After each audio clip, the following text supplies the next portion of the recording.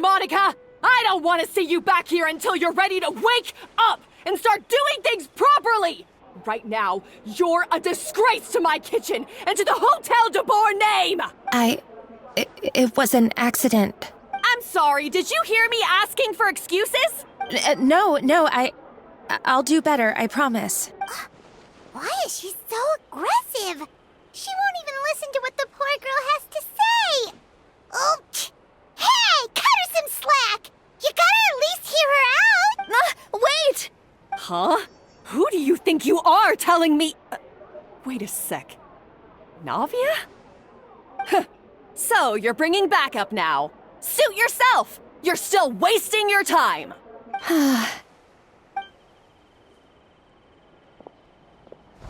Savannah, is this how you always treat your staff? My staff is right. I'm the one in charge here now. And last time I checked, the Hotel de Boer doesn't take orders from the Spina di Rosula. Of course. How you run your kitchen is none of our business.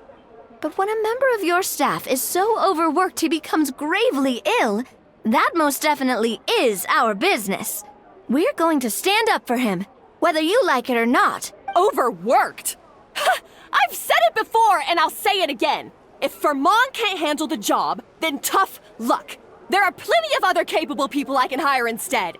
But Philmont can do the job, he just... Monica, back inside, now! Huh?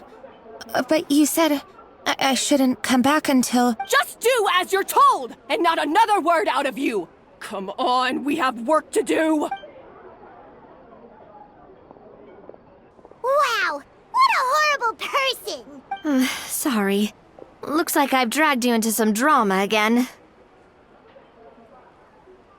Her name is Savannah. She's the new head chef at Hotel de Boer. Ever since she took the job, she's been enforcing a brutal work regime and putting a huge amount of pressure on her staff. One guy was so overworked, he collapsed from illness. He's been bedridden for days, and he can barely even talk properly. I'm sorry. It's all my fault. I don't deserve to be a chef. At his family's request, the Spina di Rosula is trying to mediate on his behalf. We're not exactly making a ton of progress, as you saw. Savannah is adamant that Vermont's exhaustion and illness have nothing to do with her or how she's been running her kitchen. She's refusing to have any kind of meaningful dialogue with us. Our next thought was to talk to the other chefs at the restaurant and get a better idea of their working conditions. But with Savannah watching them like a hawk, no one has been willing to open up. And that's why I'm here, doing it the old-fashioned way. Camping out, watching, and waiting for an opportunity. Oh, shoot! It all makes sense now. Sorry. Paimon should have thunk before she spoke. Did Paimon ruin everything? Oh, no, not at all, Paimon. Honestly, the way she was laying into Monica, someone had to step in. I'm sure I would have piped up if you hadn't. And besides, I don't really think I'm built for espionage.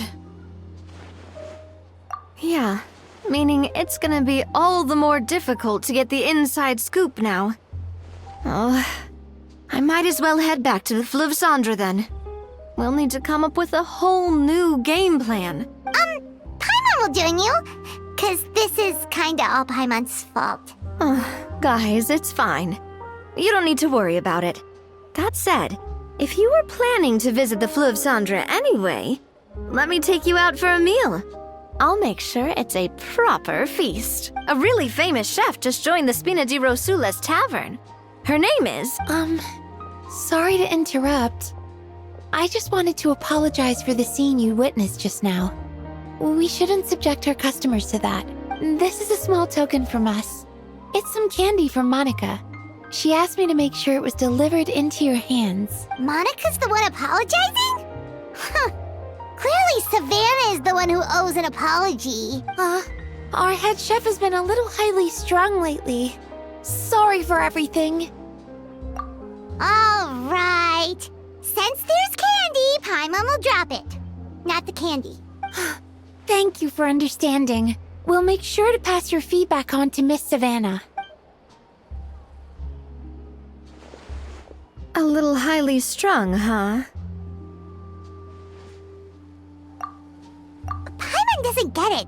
How did someone like her even become head chef? Well, according to Fermat's family, she hasn't always been like this.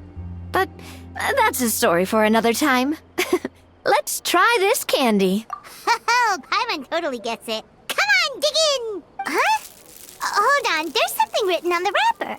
Find Escoffier.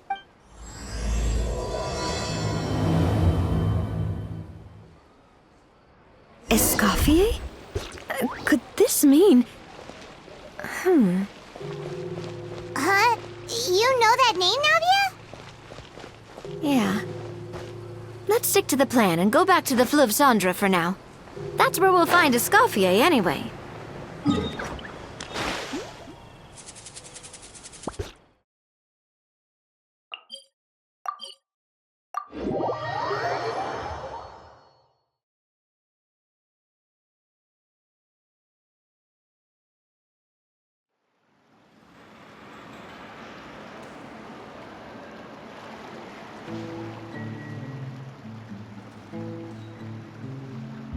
So, who is this Escoffier anyway?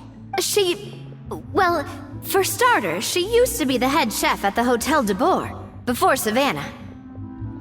She recreated the legendary Gâteau de Bourg and restored the restaurant back to its former glory. Safe to say, she's the most renowned head chef in the Hotel de Bourg's history. After the culinary genius Modeste himself. Gâteau de Bourg. That's the super exclusive cake that they only sell a few slices a day, right? Wow. Why the heck would she let Savannah take her place? Well, apparently, the Hotel de Bourg was reported for a safety incident. Someone claims that the kitchen was adding an illegal substance to their menu, but none of the chefs had any idea how it could have gotten into the food. In the end, Escoffier decided that as head chef, she should take responsibility, and she was sent to the Fortress of Meripede. The Fortress of Meripede?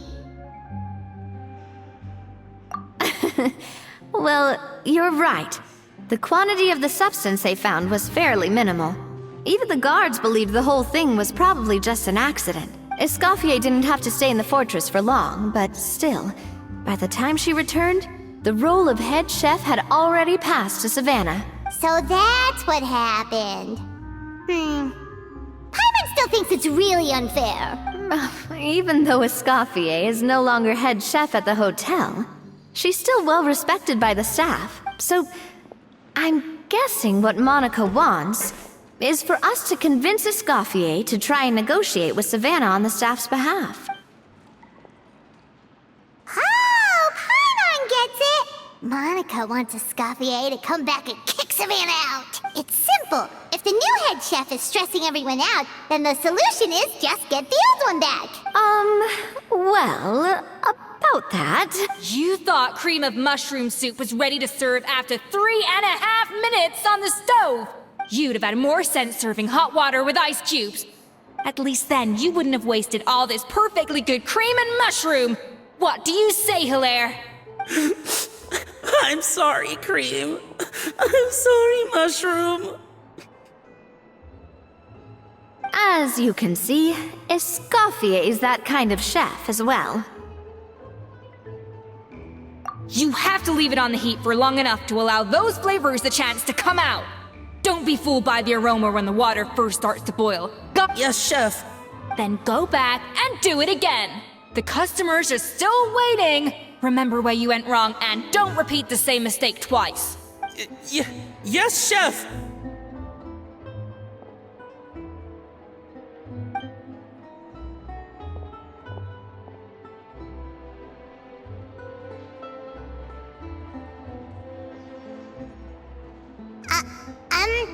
Excuse us, we're... Waiting to be served? Sorry, we're pretty busy. I'm afraid you have to join the line. Oh, no, we're not here to eat. So you're not paying customers? Then I'm afraid the wait will be even longer. It's hard to talk to Escoffier when she's in the zone. Let's take a seat. We can catch up while we wait.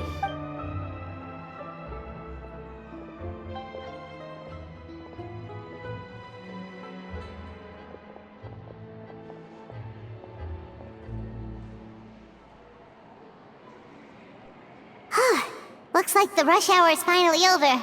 Is it always this busy here? These days, yes. I'd say business has tripled since Escoffier joined as temporary head chef. Well, in her words, the Hotel de Boer doesn't need her anymore. It doesn't look like she's got any plans to go back. I guess I'll be heading off then. Wait, take these home with you. We can't serve them now, and there's no sense in letting them go to waste. Oh, thank you, Chef. For what? Like I said, I just don't want them going to waste. Oh, and tell Fiamma to get well soon, so you're not running yourself ragged every single shift. Fiamma. That's the second time we've heard that name. Who is that again? He's the chef that fell ill from stress. Hilaire is his son. And with Mom stuck at home taking care of Dad, he decided to pick up some work to help pay the bills. Escoffier knows their situation, so she's been making some extra food every day for him to take home. Hey, I heard that, Navia! I've told you before, no one's making extra food. Hilaire is making blunders in the kitchen, and I can't serve his failed dishes, so he might as well take them home. Yeah, failed dishes that just so happen to be nutritionally complete every single time.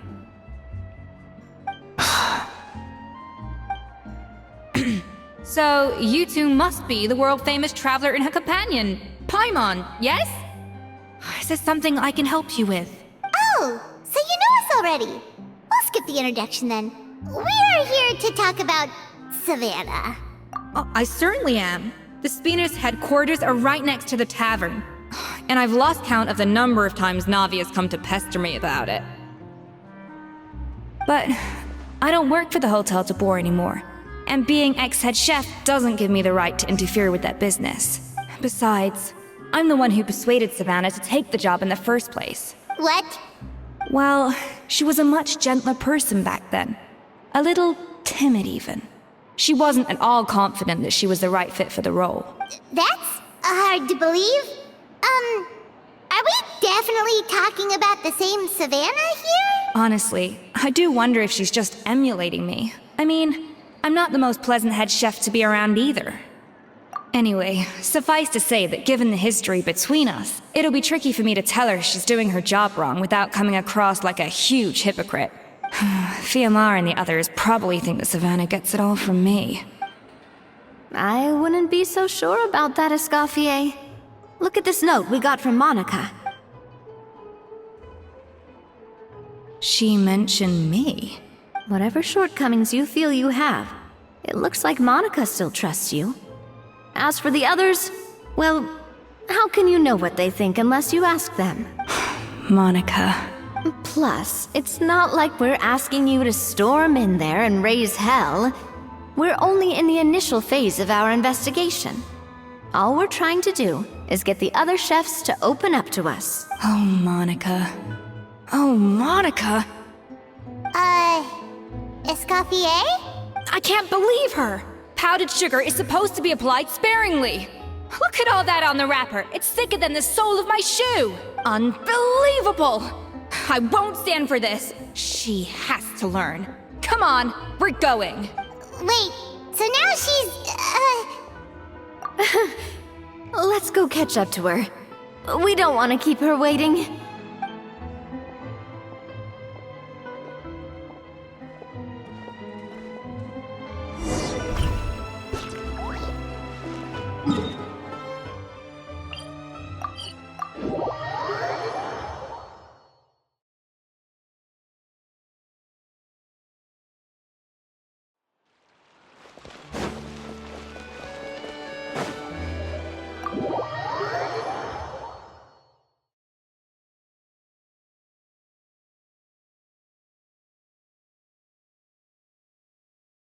Wait, she looks like...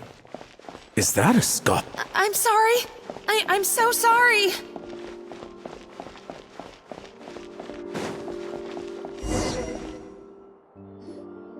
I'm sorry, I'm so sorry. I messed up your order.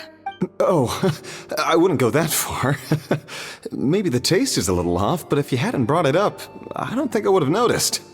But, please, you have to forgive me or Chef is gonna... Okay, I know. I'll kneel before you. What the heck? Get up, Monica! Can't you see that you're just making your customer feel more awkward? Escoffier? If you want forgiveness, then do what any self-respecting chef would do. Make the dish again. And this time, get it right. You cannot go begging your customers to feel sorry for you. Savannah said that I'm not allowed back in the kitchen until I've corrected my mistake. But if I can't go back into the kitchen, I can't do the dish over. That's some backwards logic. How can you fix your mistake without being allowed to cook? If this is what Fermat had to put up with, then no wonder he had a breakdown. We apologize for interrupting your meal, sir. It's fine. With my layman's palate, it's not like I can tell the difference anyway. I was actually quite enjoying my meal until she appeared out of nowhere and started apologizing. Gave me a bit of a fright, to be honest. Oh, well, it's because Chef Savannah tasted a bit of the leftover soup from my pot and then threw me out of the kitchen. Gosh, that's pretty strict. Has she always been that way? I don't recall things being like this when Escoffier was head chef here. I gotta say, you're all looking a little worse for wear these days.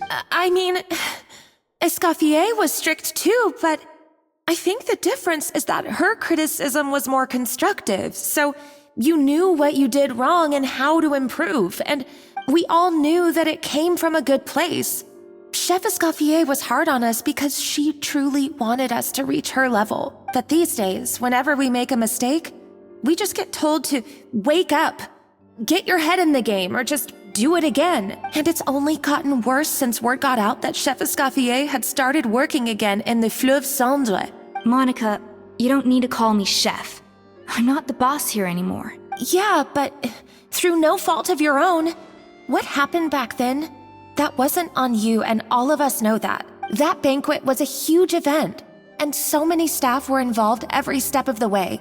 With so many moving parts, there's no way of knowing how that Lumiline ended up in the food we served. Lumiline? What's that? A new drug from the Fontaine Research Institute, produced from an extract of the Lumitoile. Apparently it sharpens the senses, so they used it to treat people with impaired responses to stimuli. Oh, yeah, I've heard about that. They found out you can use it as a flavor enhancer since it stimulates the taste buds. Makes things pretty addictive. They also found that overuse can have mood-altering effects, and even lead to nerve damage. So it quickly ended up on the guards' list of controlled substances. Unfortunately, however, some food products containing the additive had already made it to the market by the time the guards banned it from the restaurant industry. Everyone knows that in all likelihood, someone probably just purchased a batch of contaminated ingredients by mistake. But you took all the blame. We all know why. We just didn't want to see this turn into a place where tensions are constantly running high. Because everyone's suspicious of each other all the time. And now look at you. A fry chef in the Fleuve Cendre. What are you trying to say? Sure, the Spina's Tavern is no Hotel de Boer, but come on. It's not that bad, is it? Oh, the Fleuve Cendre, you say? Great. That's where I'm dining from now on. Monica, I'm very happy with my current job. And there's no changing the past. We just have to let bygones be bygones. Besides, at the end of the day, I was the head chef, regardless of whose mistake it was. Ultimately, the responsibility lay with me. If only Savannah was half the boss you were. I'm sorry? Do you have a problem with my conduct as head chef? No, chef. So you do remember who's boss? Escoffier? I thought you'd left this place for good. What are you doing back here? What happened to you, Savannah? Why are you acting like this? When I turned this place over to you, You made me the head chef and gave up your right to tell me how to do my job. You're not the boss here anymore. So stop acting like you own the place. Whoa. Sounds like someone has a chip on her shoulder. Oh, Savannah! My God, have you grown a temper since I last saw you? Have you put even half the amount of energy into improving your cooking skills, or are you still using the Pluie Lotus as an off-brand marcotte, thinking no one can tell the difference? That's none of your business! What happened to not storming in and raising hell? Ho ho! I was not expecting to see something this spicy as soon as Escoffier returned. Huh? Fanasian? Aye, miladies. Might I make a humble suggestion? Given that we have ourselves a tête-à-tête between chefs at the Hôtel de Bord, I dare say it would be de rigueur to settle this the traditional way. The traditional way? That can only mean one thing. That's right! I'm talking, of course, about the tradition established by Modeste himself. The cooking contest! According to legend, the founders of Hôtel de Bord, Modeste and Savelli, used this method to resolve all of their disputes.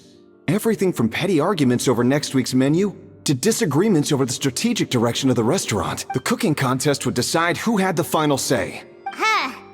It sounds like they had a lot of free time on their hands. Ah, well, it might sound that way to us. But in fact, the cooking contest played an enormous role in motivating chefs to hone their skills, reaching new heights of excellence in the culinary arts. And indeed, the reintroduction of this institution in recent years has surely been instrumental in transforming the Hôtel de Bord into the top-ranking restaurant in Fontaine. Reintroduction? Someone brought it back? Who? What say you, Escoffier? Surely you of all people won't back down from this challenge. It was you who put the rule in place, after all.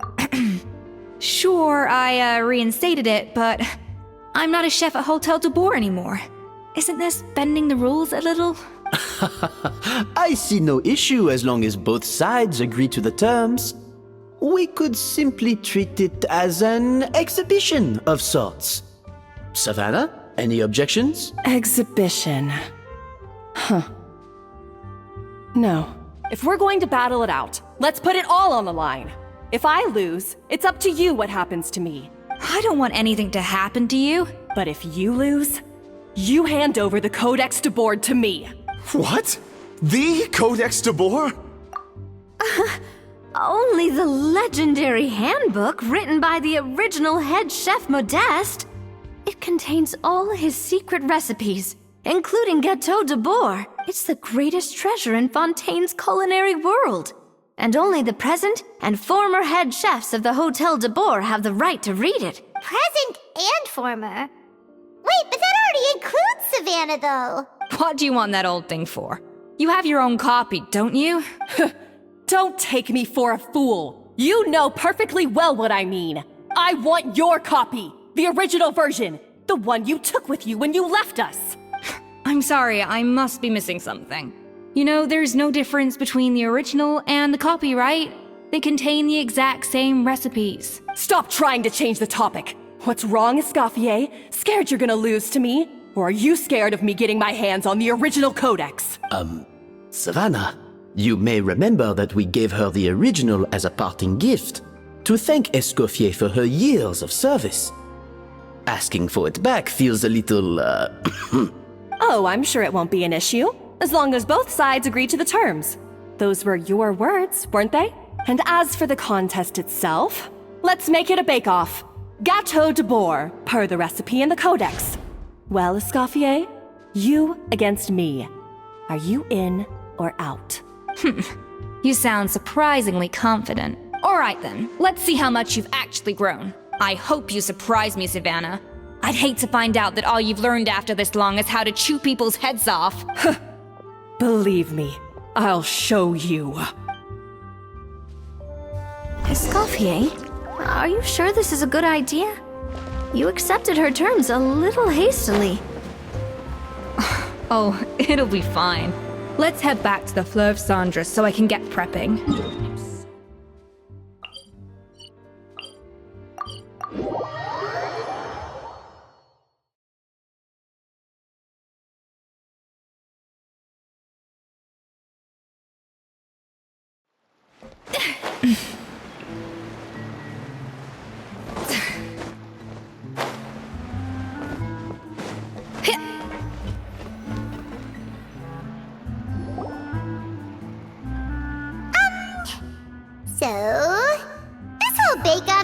kind of came out of nowhere.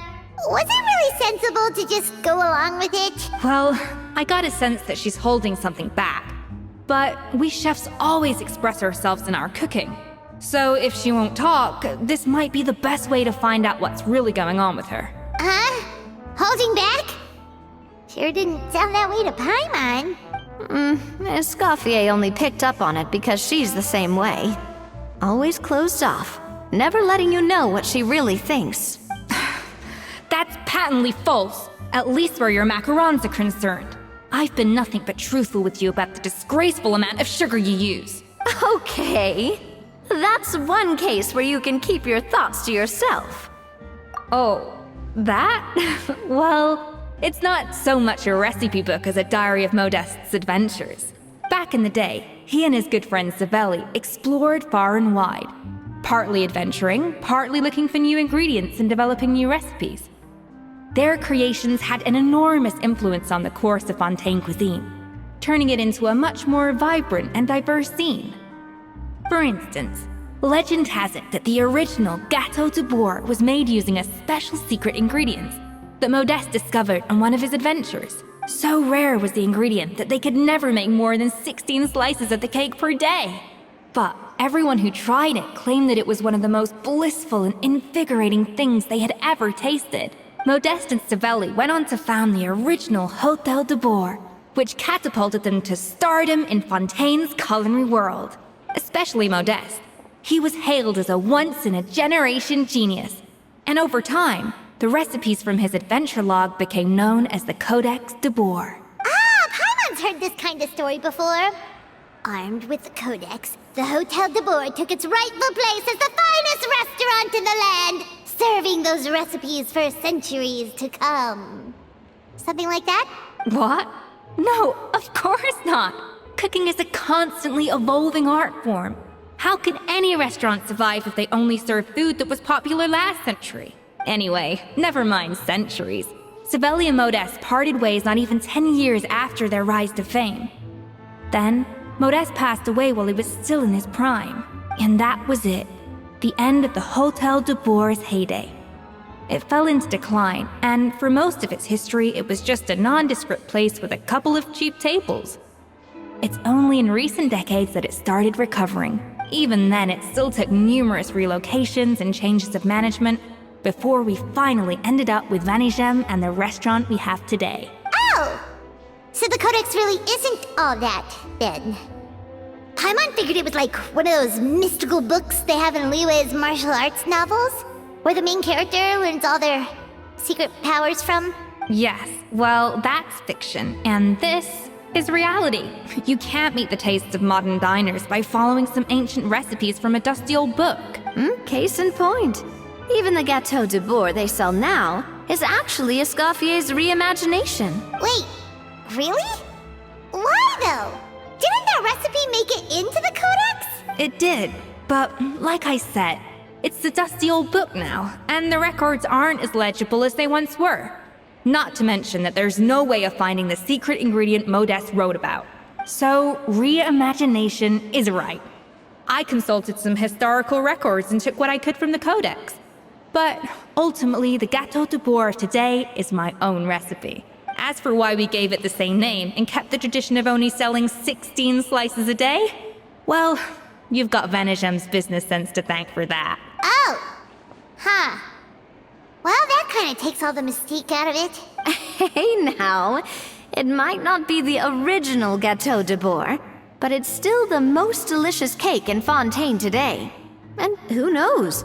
Maybe Escoffier's version is more suited to your palate. Just think, if the original truly was the perfect cake you're imagining it to be, there's no way the recipe would have been lost to history, right? Not to mention that the Hôtel de Bourg never would have fallen into a slump. Anyway, before I left my role as head chef, I made a copy of all the recipes from the Codex, including my own improved versions, and turned them over to Savannah. So why is she so interested in the original copy? Could it be a symbolic thing? Like, whoever holds the original Codex de Bourg is the true head chef? Well, it was clearly precious enough to give to Escoffier as a parting gift. Meanwhile, Savannah only got a copy. Maybe from her point of view, it's like management doesn't truly see her as being worthy of the role. You think so? The only thing is, it was her suggestion to give me the original in the first place. Well, a joint decision by her and Venisham. But still. What? Huh. Guess she's had a major change of heart since she became head chef. Yeesh. Who knows? We could speculate forever. Better to just let our Gato do the talking. It means vesting her in this bake-off, and then getting her to explain herself, even if I have to beat it out of her with a spatula. However much she's changed since we worked together, I believe that she still has her chef's pride. And if she respects the art, she'll respect the outcome of our contest. Well, I'm confident that you and your spatula can get justice for Froment. All you need to do now is win the contest. But that should be a breeze for you. Let's not get too ahead of ourselves. Gâteau de Bourg is very complicated to make. Usually, it takes 3 chefs working in tandem to cover everything. Now, if I had to push it, I could probably do the work of 3 chefs myself. But I'd prefer to play it safe if I can find a couple of assistants in time. Well, that's easy. The 3 of us are veterans in the kitchen. You just need to pick 2 of us. Well, I have heard the Traveler is an accomplished cook, as well as a warrior. But be warned, I will hold you to exceptionally high standards. Think you're up to the task? Oh, count me in too. I've spent weeks perfecting my macarons after your scathing review. Even if it means competing against the Traveler, so be it. I'll show you what I'm made of. Confident. I like it. Alright, let's start with some elementary mise en place. Show me your knife skills.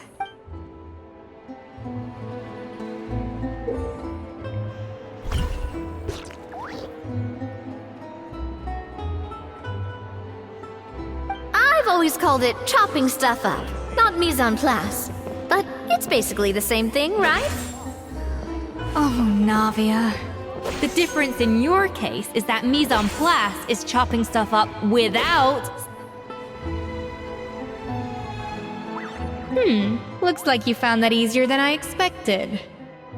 Yeah, thankfully it was pretty straightforward in the end. You made it sound like we'd be carving statues out of fruits or something. Well, brace yourself, because the next step is anything but straightforward.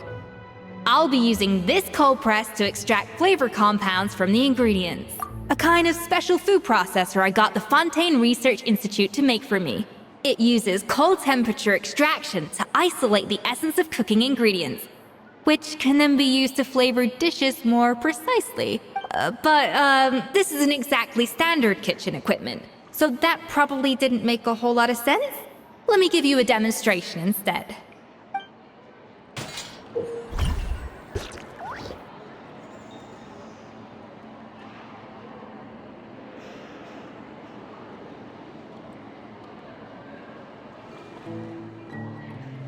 Custom-made equipment from the Fontaine Research Institute, huh?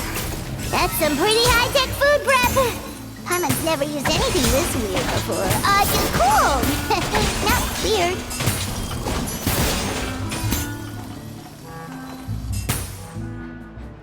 And done. These are the flavor compounds extracted from our ingredients. I processed all the fruit you chopped up earlier. Wow! Even the smell is so much more concentrated. What next? Do we add all this stuff in? Absolutely not! Throwing everything in at once will ruin the balance of flavors. We have to go slowly and carefully to calibrate the exact flavor we want. I'll demonstrate again. Now, watch closely.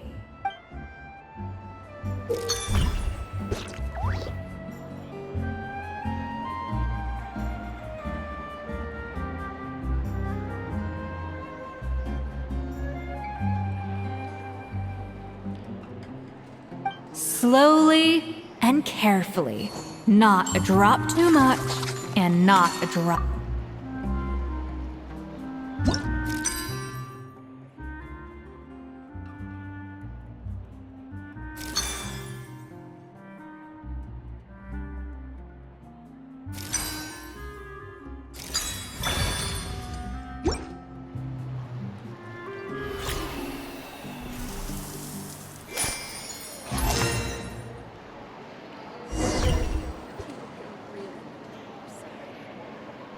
And voila! Now it's your turn.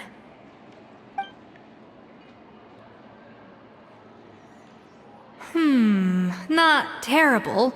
Considering this was everyone's first time blending flavor extracts, it could have been worse. But the Traveler's work was surprisingly good. Are you sure you've never done this before? You got almost perfect results on your first try. That goes without saying. Still, credit where credit's due. You did well. Alright, now for the part I've been looking forward to. I want each of you to cook something from the Hotel du Bois' current menu. I'll judge your submissions and give you a final score. That's right. The true test of your cooking skills is the finished product. It'll be good practice for the contest itself. Now get to it. Chop chop!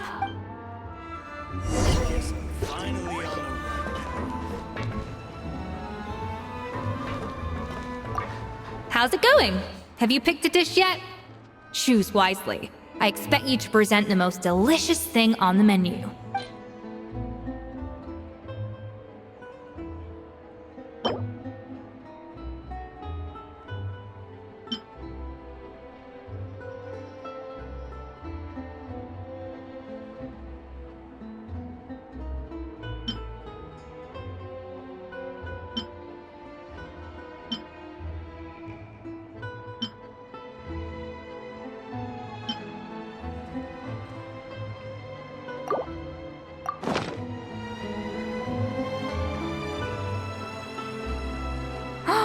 Look at that! With the grace of a snow-winged goose, as I like to say. Now, let the grating commence.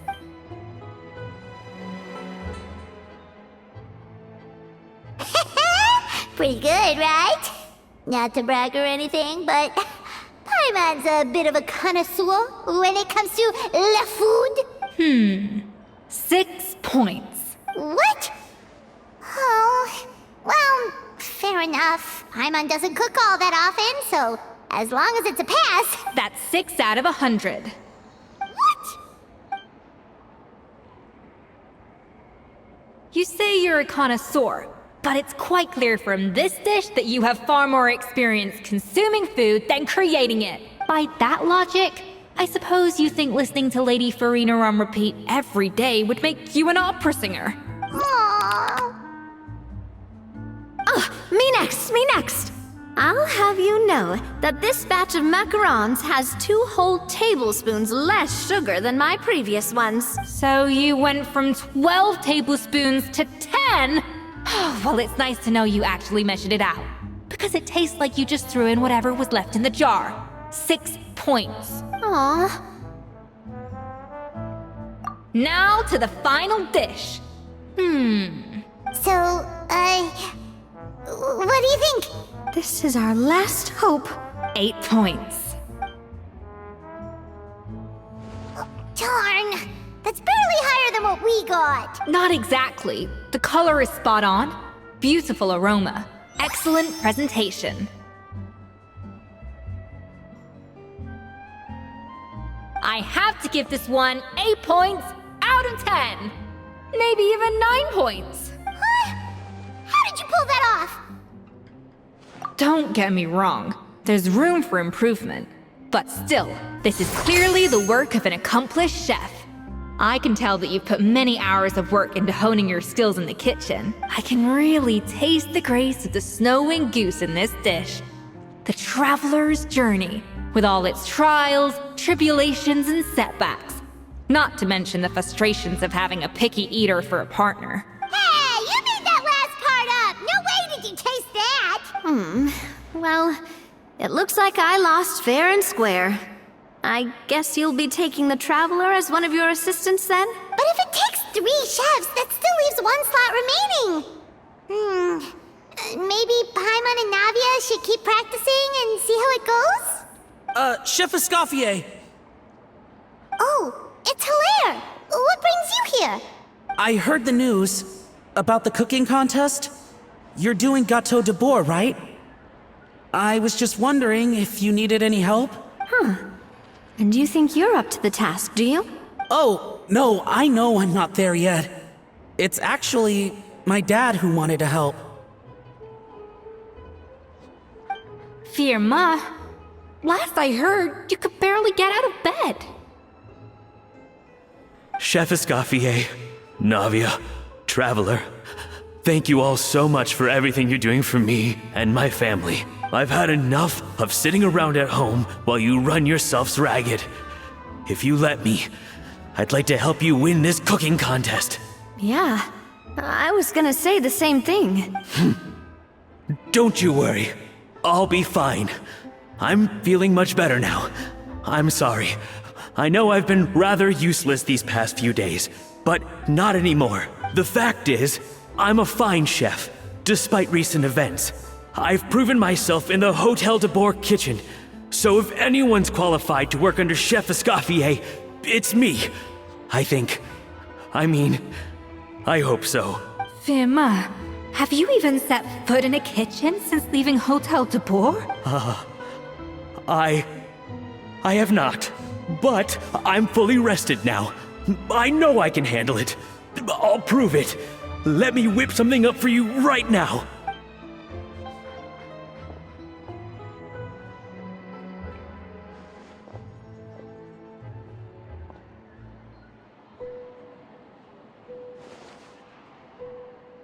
Huh? That's strange. Why are my hands shaking?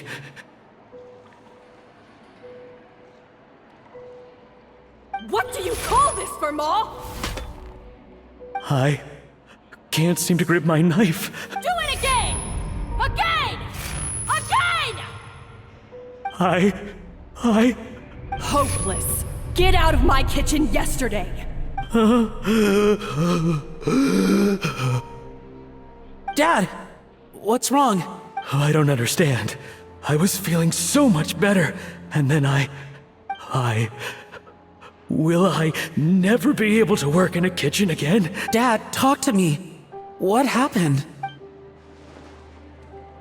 I think the real issue here is not physical exhaustion, but psychological trauma. Monica, when did you get here? Probably because you were all concentrating so hard on your cooking. I didn't want to interrupt your flow.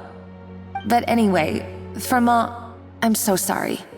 If only I'd known how serious your situation was, I would have stood up for you sooner. You have nothing to apologize for, Monica. During those long nights of redoing every order, you were the only person who looked out for me. Oh, come on. All I did was make you some tea. I doubt it was much help. Savannah was so ruthless toward you.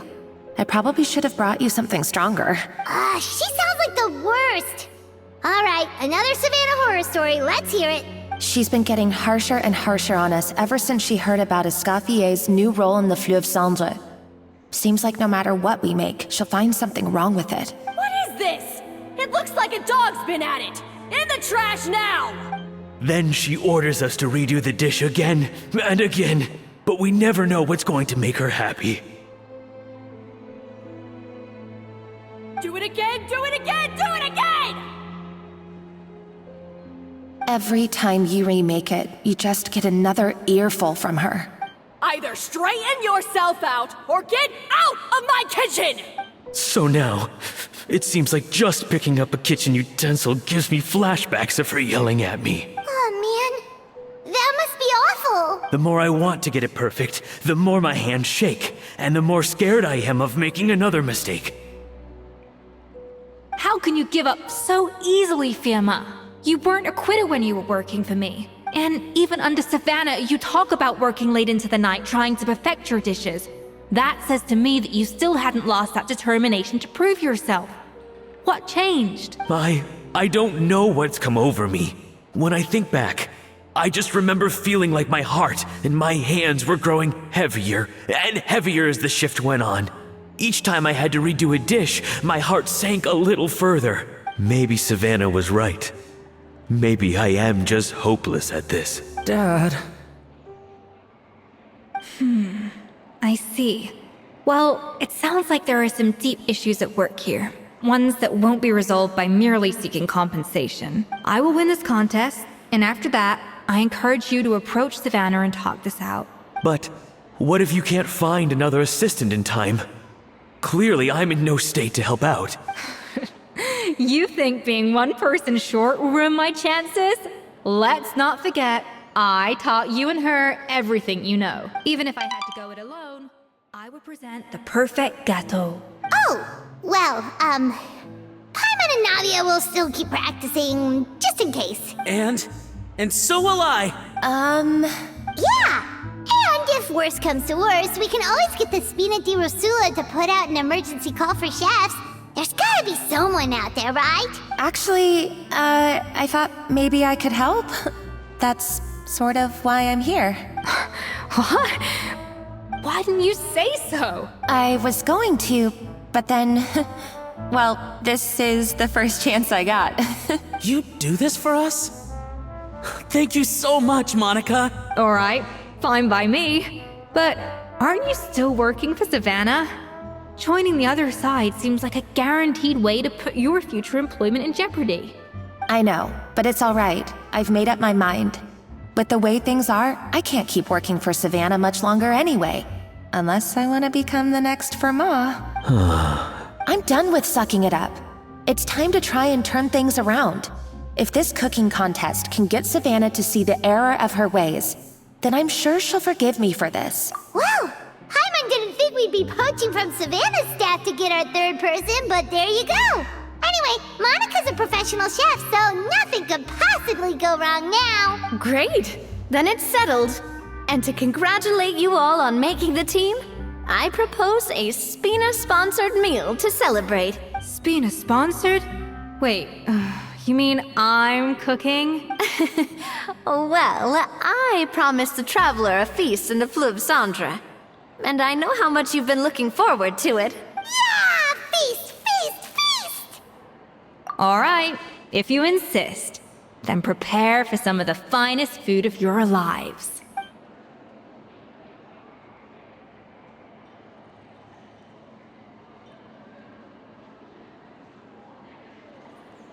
That's not a bad idea, actually. Wait, hold on.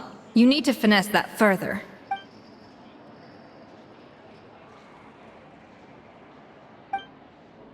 That was a dream come true. Paimon never knew Fontanian cuisine could be this good.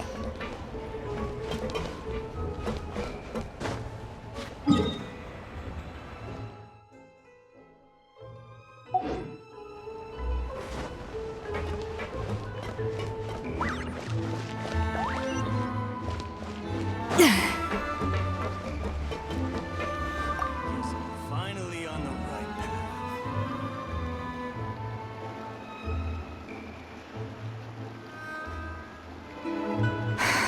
Why, Savannah? Why? Oh, nothing. I was just flicking through the original I wanted to see if there was anything I'm missing. Something I hadn't noticed before.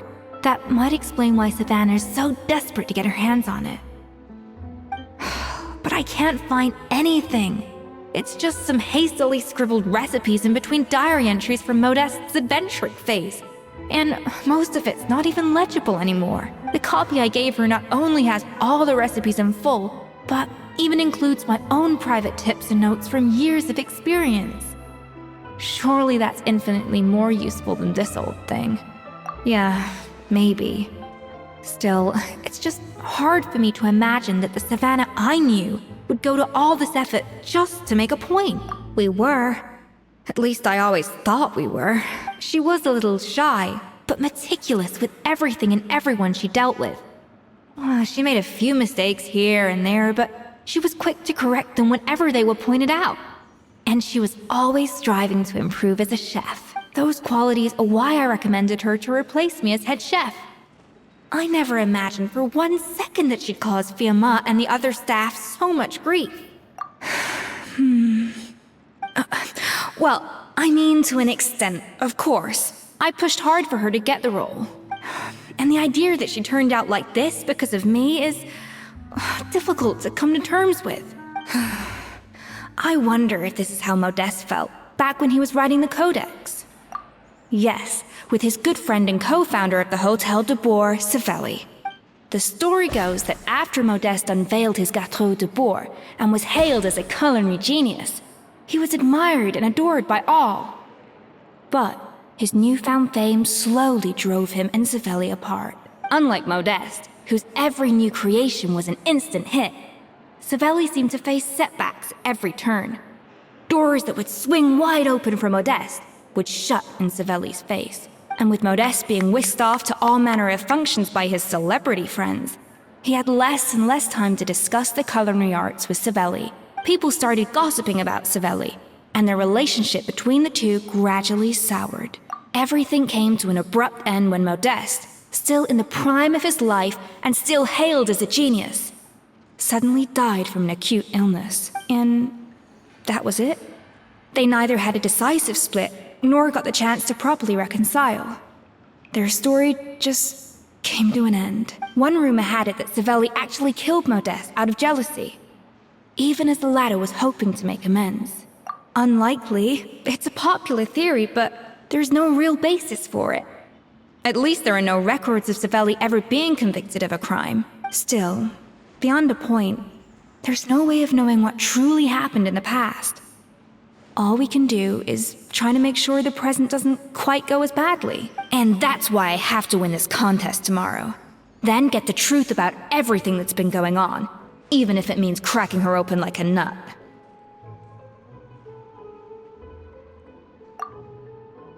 Really?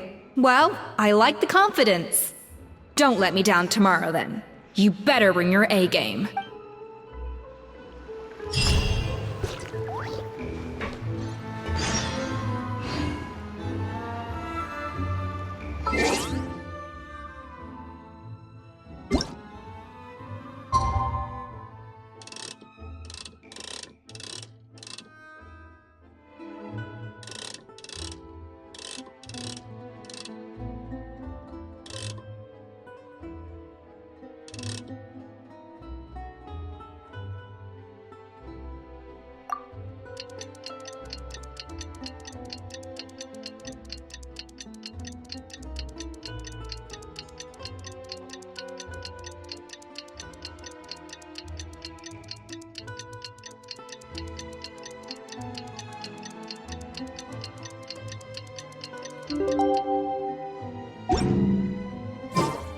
It's Cooking Contest Day! To the Hotel de Boer! Toot sweet!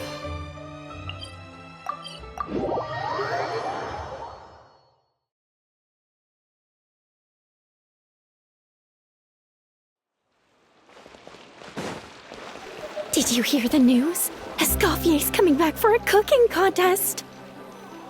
Wait, seriously? Escoffier in a cooking contest? Now that I've got to see!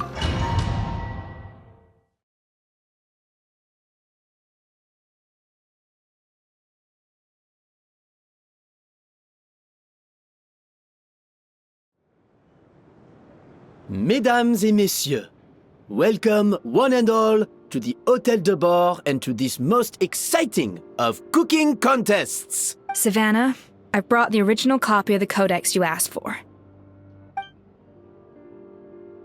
Monica? In the interests of fairness, this contest will be conducted in a double-blind format. Once the dishes are complete, they will be sent to the back of the kitchen where they'll each receive a label. The labels will be placed out of sight underneath the plates, only to be revealed after the judges have sampled them and reached a final verdict. This is to ensure that no one will know which dish is made by which contestant. As one of the judges, I promise to be fair and impartial. When my meal got interrupted yesterday, I never thought this is how they'd make it up to me. Getting a seat on the judging panel is a pretty sweet deal. Both contestants have taken their positions. Then, without further ado, let the Hôtel de Bord cooking contest commence!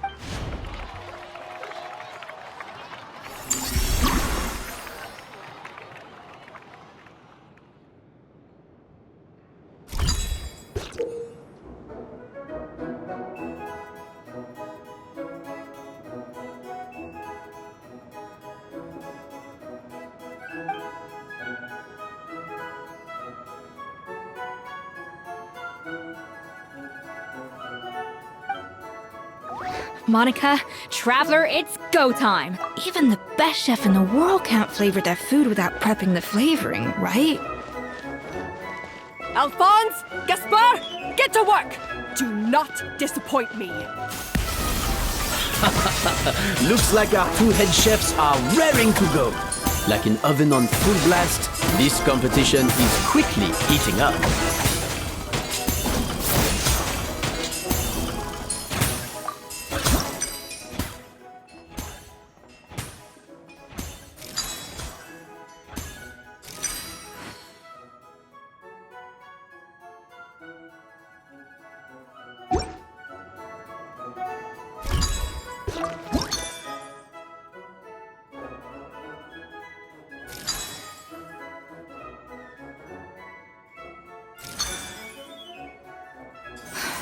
Stay calm, Escoffier. There has to be a way to balance the flavors.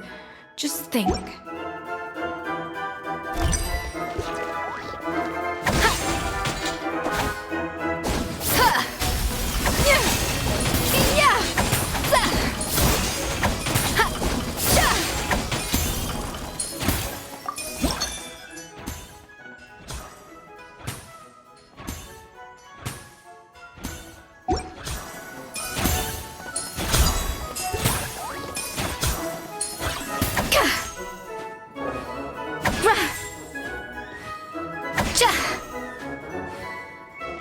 That should be enough flavoring. Now hurry up and back.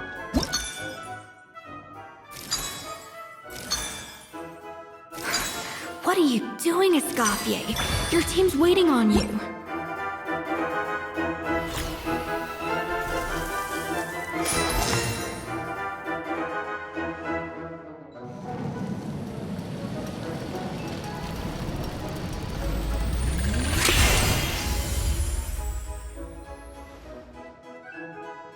Come on, Escoffier!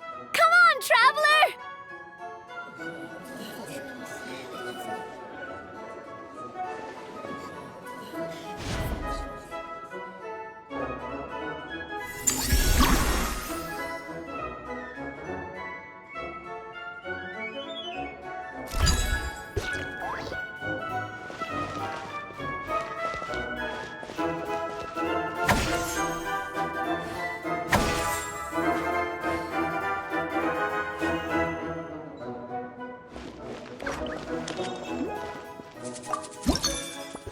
The balance of flavors is about right.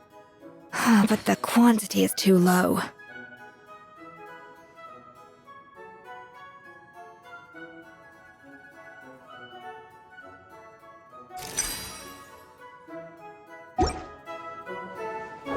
Alphonse! What are you playing at? Not how I taught you to do it! Stop horsing around and do it again! Yes, chef! Oh, tension in the ranks on Team Savannah.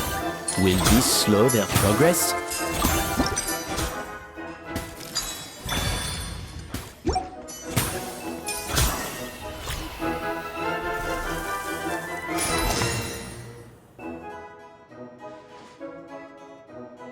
So, what do you think?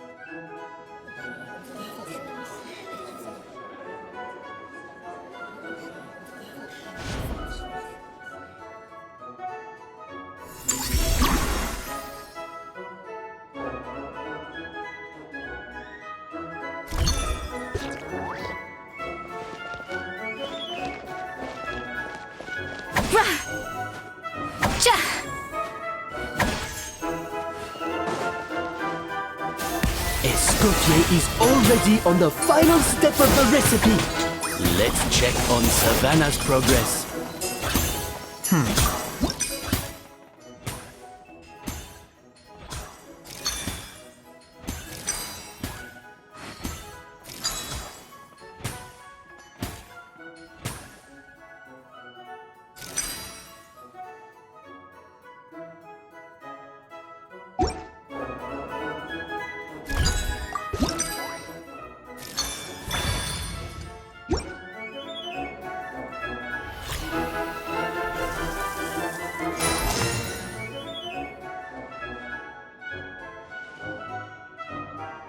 You can't match Escoffier's talent.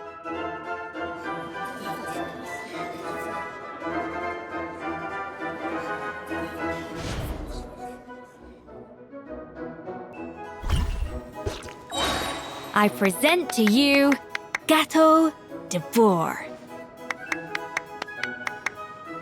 A burst of flavor.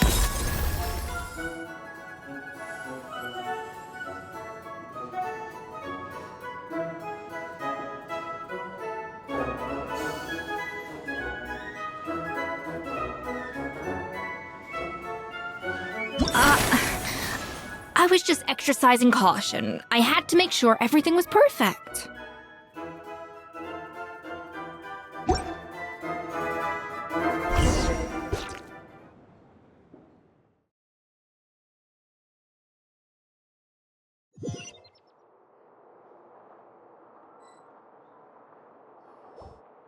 Time's up! Contestants, please take your dishes to the back.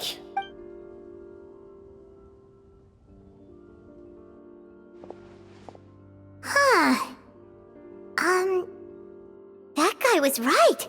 You really can't tell whose is whose just by looking at them. We both made the same dish after all. For all her flaws, Savannah's a talented chef who earned my recommendation for good reason. She wouldn't screw up something as elementary as the cake's appearance. Whoa! This is really rather good. Wonderfully soft and fluffy. Beautifully sweet. This is a masterclass in how to make Gâteau de Bourg. I would give this one at least 9.9 out of 10! Only because there's something about the flavor of the base. It's just a little different from the recipe I'm used to. Huh? Really? I couldn't tell.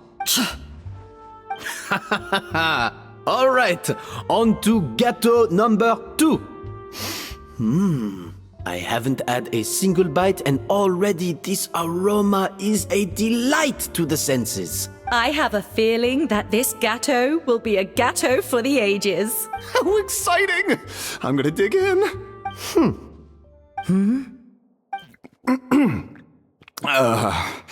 I think maybe someone got a little carried away when they were adding the sugar. Not just the sugar, it's the flavors too. This is all over the place. Who made this? It appears the decision is unanimous.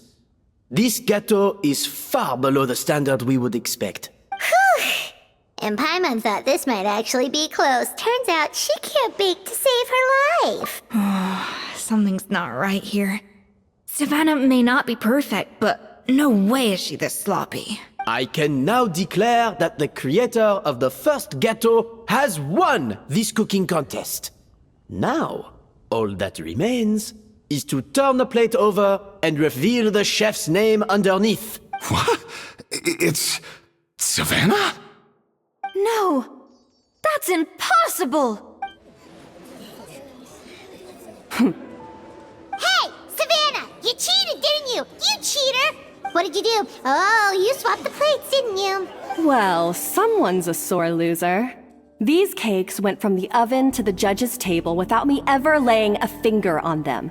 And everyone here can attest to that. It was Vanejem's staff who labeled them in the kitchen. If you're looking to accuse someone, why don't you start with them? Isn't it more likely that Escoffier's lost her edge? Oh, or maybe her assistants let the team down. You take that back! Judges, we demand a rematch. That's enough! What's done is done. As head chef, or rather as team lead, I take responsibility for the dish I served. Whatever went wrong and however it happened, I should have spotted it. Savannah, I didn't think you'd stoop this low just to beat me in a bake-off. What happened to your chef's pride? I don't know what you're talking about. If you want the Codex de Boer that much, you can have it. Escoffier, no! But you must promise me that you'll apologize to Firma and compensate him for everything you put him through. It's a little late to be negotiating terms. The contest is over and I won. That means you owe me the Codex, and I owe you nothing. Look, Savannah, you may have fooled everyone else, but can you really fool yourself? What I'm offering is to accept defeat without looking to expose what you've done. But only on the condition that you promise to stop putting so much pressure on your staff. Fine. I'll treat this as your final handover of duties from one head chef to the next. So, will that be all, ex-head chef? Or is there any other unfinished business you'd like to leave in my hands? I didn't mean that to be a scolding from your former boss, just a word of advice from a fellow chef and a friend. But I don't know if you're even open to input from other people anymore. I know what I'm doing.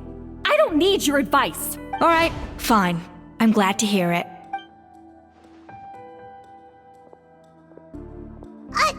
Escoffier! The Codex de Boer! Finally. Now, at long last, I will succeed. Escoffier? How could you let her get away with this? Yeah! The Codex is a souvenir of your time here! Doesn't that mean anything to you? It's alright. It was just a bake-off, not the end of the world. I'm already over it. Besides, it's not all bad. She agreed to compensate Firma. That's mission accomplished for the Spina. Honestly, if I'd have known that giving her the Codex would solve everything, I'd have just done that in the first place. I mean, why bother with the whole cooking contest? It's such a waste of time and energy.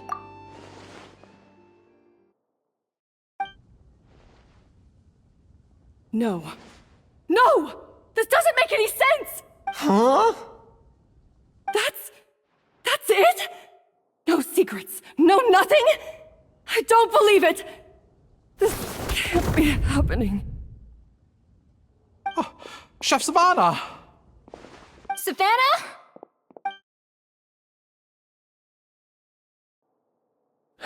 It's nothing life-threatening. Just a lot of pent-up stress and exhaustion. Oh, I knew it. Pent-up stress? The truth is, however hard she might be on the rest of us, the person she puts the most pressure on is herself. Yes, there are nights when she makes us redo things over and over into the wee hours. But for her, it's every night. She'll hide herself away in the kitchen, working on new techniques and recipes, and only realize how long she's been at it when we come to work the following morning. But why? Why would she do that? Our best guess is she doesn't want to be seen as less of a chef than Escoffier. And there it is. Even so, that's no excuse for taking her anger out on the rest of you. Yeah, and it's definitely no excuse for cheating in the cooking contest. About that, we honestly have no idea how she did it. We were focused on our own work the whole time, like she asked. Leone and Algalia were the ones I tasked with labeling the cakes. I've already spoken to them both. They're at a loss to explain it too. Not to worry. Come on, join me downstairs. I'll interrogate the guilty gâteau myself.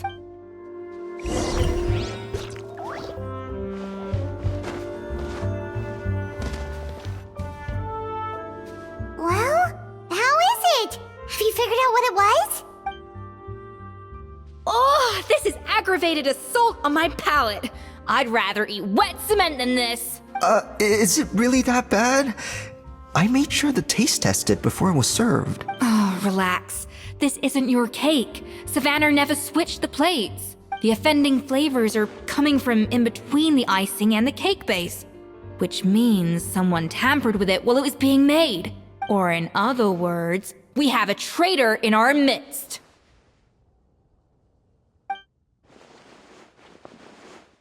I'm sorry. I was forced into it. It was Chef Savannah. She said if I didn't cooperate, she would...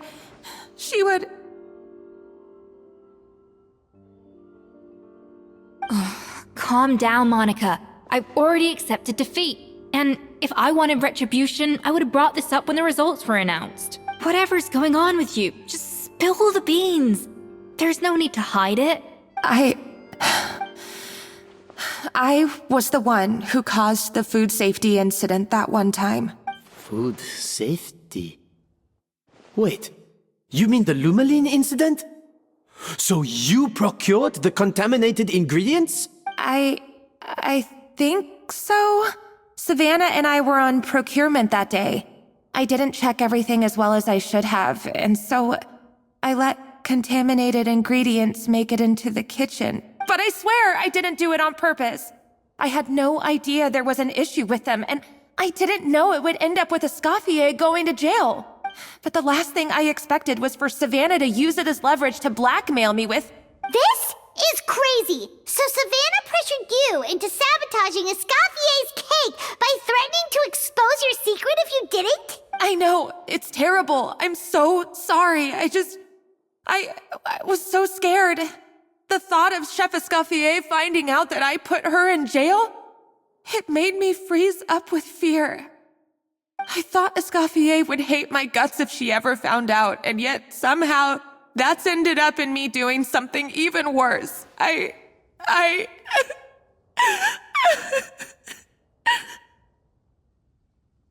Seriously? All this fuss over a little slip-up? Huh?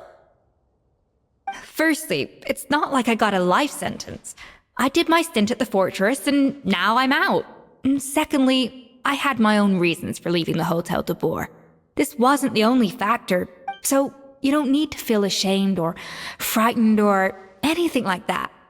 Any more than you need to add butter when you're pan-searing foie gras. You mean... you forgive me? Oh, well, I'm not saying you don't have to take responsibility for your mistakes. You should tell Vanagem to mark down your performance for the past few months.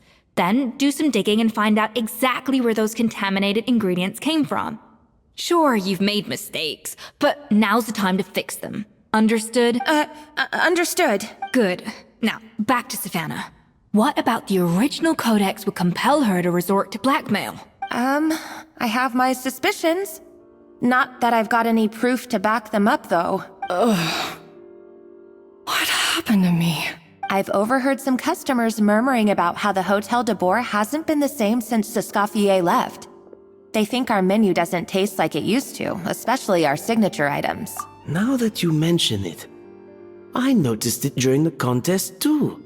I couldn't put my finger on it, but the flavor seems subtly different from how it used to be. But the difference was so small, I'm sure no one would notice it besides our most loyal customers and true dessert connoisseurs. Still, as head chef, it's easy to see why Savannah would get so hung up on it. So many times I've seen her make the cake base over and over again, late into the night, determined to match Escoffier's version. But something's always slightly off every time. Yeah, I've noticed that too. Never really gave it much thought, though. Thinking back on it now, it's clear that Savannah's been in a downward spiral ever since Escoffier left. She wants to prove that she can fill Escoffier's shoes. That's gotta be the reason. But after countless setbacks, she's getting more and more unhinged. And at some point along the way, she switched from doubting herself to doubting Escoffier. Doubting Escoffier? For what? Yeah, it would explain why she was bent on getting the original at any cost. She must have thought Escoffier purposely omitted key details from her recipes when she copied them out. Also, she could retain her place as the #1 chef in Fontaine, the only one privy to all the secrets of the trade. Oh, for goodness sake. What a stupid idea. Of course. Then she finally got the codex only to discover that the secret recipes she's been pining for don't exist at all. Seeing how utterly wrong she was must have been a real shock to the system. It probably brought up everything at once. It overwhelmed her, and she passed out. There's still one thing that doesn't make sense, though. If Savannah had the real recipe all along, how come it tasted different? She might not be on the same level as Escoffier, but surely after like 50 attempts, she'd get it right one of those times. You'd think so, but geniuses like Escoffier are in a league of their own.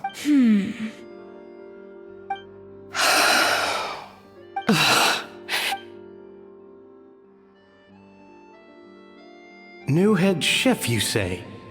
What's her name? I don't think I've heard of her before. I wonder, can the Hotel de Boer keep its edge without Escoffier at the helm? This tastes different from last time. Is it undercooked or something?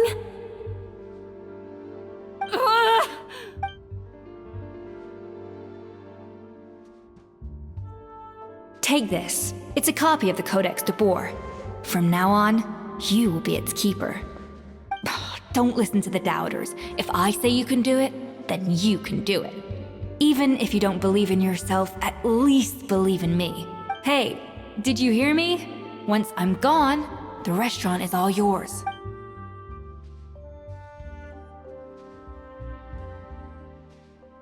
All this time, I've been blaming other people, but maybe I'm the problem.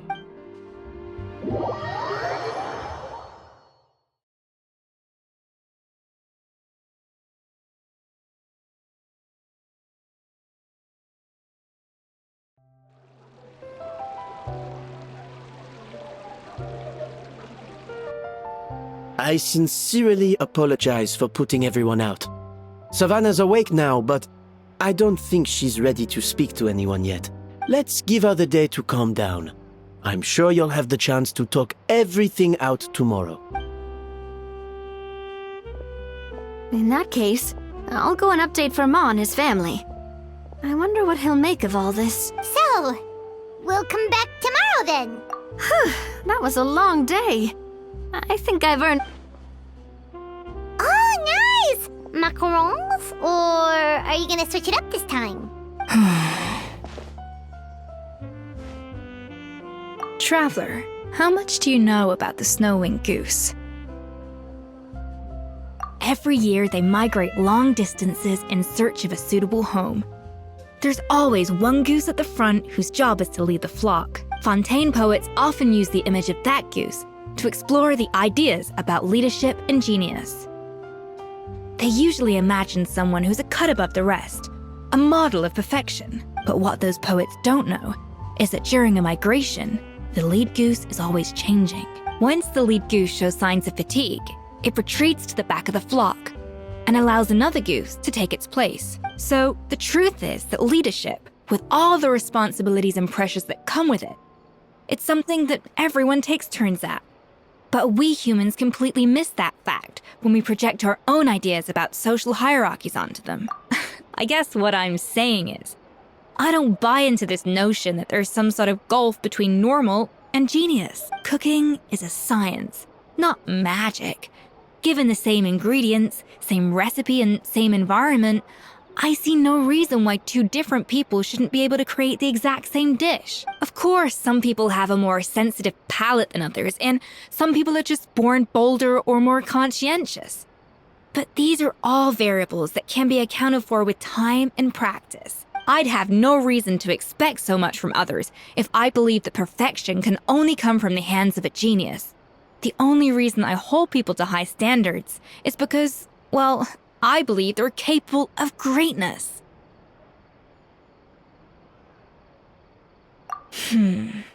Okay, I've made up my mind. I'm gonna get to the bottom of why Savannah failed. And come tomorrow, I'll give her the scolding of her life, pointing out all the mistakes she's made along the way. Then she'll finally see the error of her ways.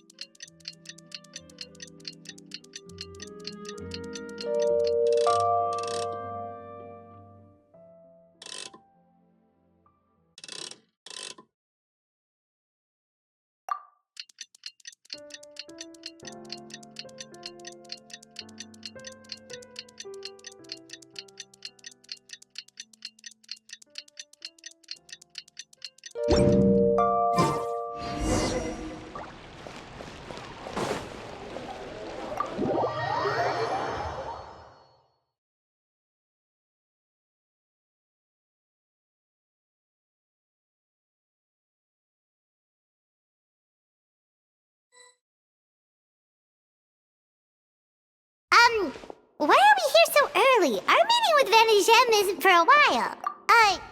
Check on her? Why? What happened? Oh no. Escoffier, are you alright?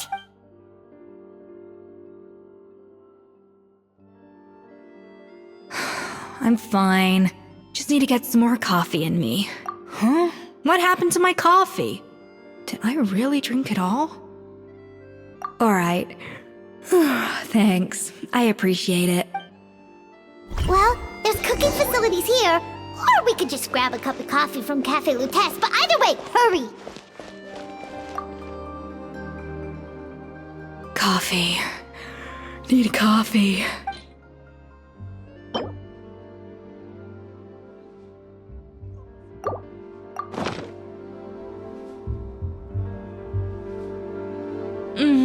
Strong, bitter coffee beans, transformed through expert brewing and balanced perfectly with rich, creamy steam milk. Wonderful. I feel much better now. Thank you so much, Traveler and Paimon. Glad to hear it, but make sure to catch up on your sleep when you get the chance. I think I figured out where the problem lies. Honestly, it's ridiculous. I don't know whether to laugh or cry. Wait, what investigation? What are you guys talking about? I'll save it for when everyone else gets here. It's so stupidly small, I can't believe it's caused so much drama. Yes, except my failures were stepping stones to success. Escoffier! Have you seen Savannah? Huh? No, not since yesterday. Why? What's wrong? After seeing her home yesterday, we were all a little concerned about how she was doing. So, I dropped by her place early this morning to check on her, only to find an empty house with the doors wide open. I left Alphonse and the others to keep watch at her home, while I checked the Hôtel de Bord. I'm worried something bad might have happened. If she's not here, then where could she be? Boss, Escoffier, bad news. Alphonse? You're supposed to be keeping watch at Savannah's house. We were, but then, just after you left, we found this stuff in her house. Oh, looks like a map with a bunch of random places circled. What does it mean? Wait a second. This feels familiar. I'm sure these places are all connected somehow. Of course, from the Codex. They're all places that Modeste explored on his adventures. Yeah, but I don't understand. The adventure logs in the Codex are too fragmented to be of any use. How come this map shows all the missing details? The Codex de Bord? Then, this place marked in red out at sea. Could that be the fabled birthplace of Gâteau de Bord? Seriously? So now she set her sights on finding the original recipe and beating Escoffier that way? Geez, Savannah. Anything to overcome a Gâteau plateau, huh? Ugh, idiot! Does she have a death wish? Those ruins are thousands of years old. Hold on, there's more. Besides the map, we also found these letters.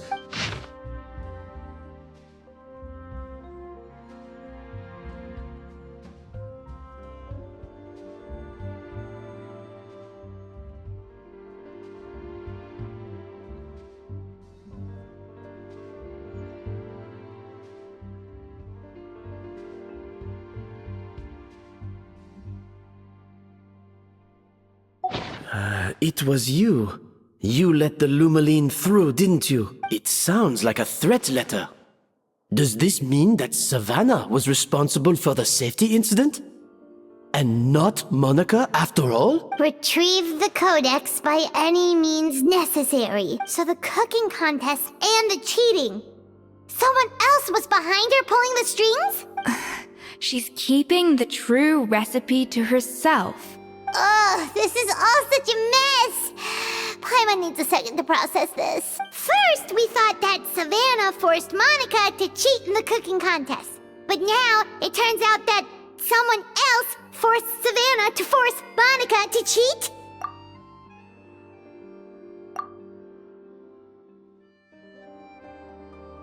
You're finally here. Of course. I should have put two and two together as soon as I read your threat letter. The food safety incident, the demand for a cooking contest, the instruction to blackmail Monica. Even the suggestion that Escoffier was keeping secrets from me.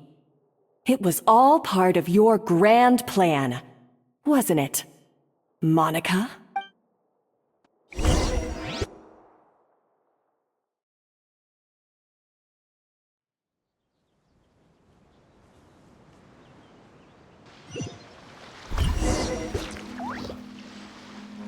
We should be getting close to the spot marked on the map.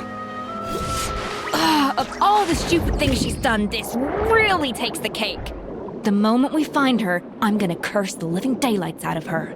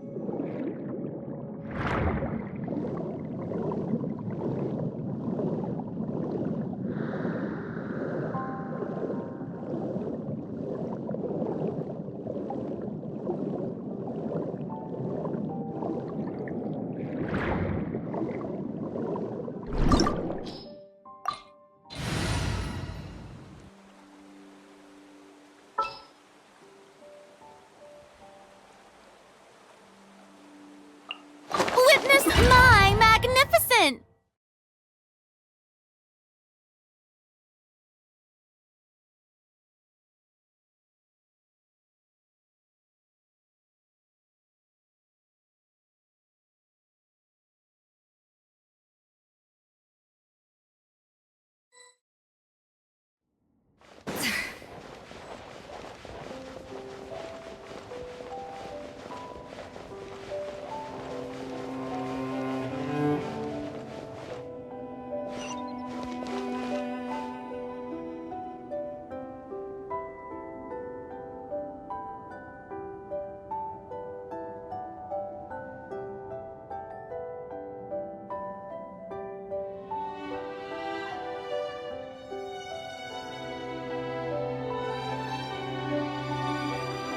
Whoa, this place looks like an underwater restaurant, doesn't it? Suddenly, the idea of an adventure chef finding secret ingredients makes a whole lot more sense.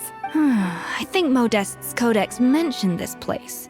A public bath from the time of Remoria.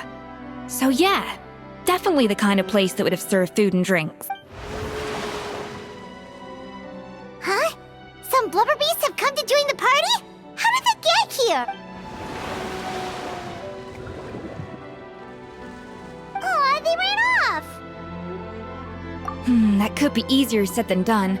Something's blocking the entrance. Well, did Modeste mention it in his adventure logs by any chance? They must have gotten through somehow. Good point. Yes, that's right. It's coming back to me now.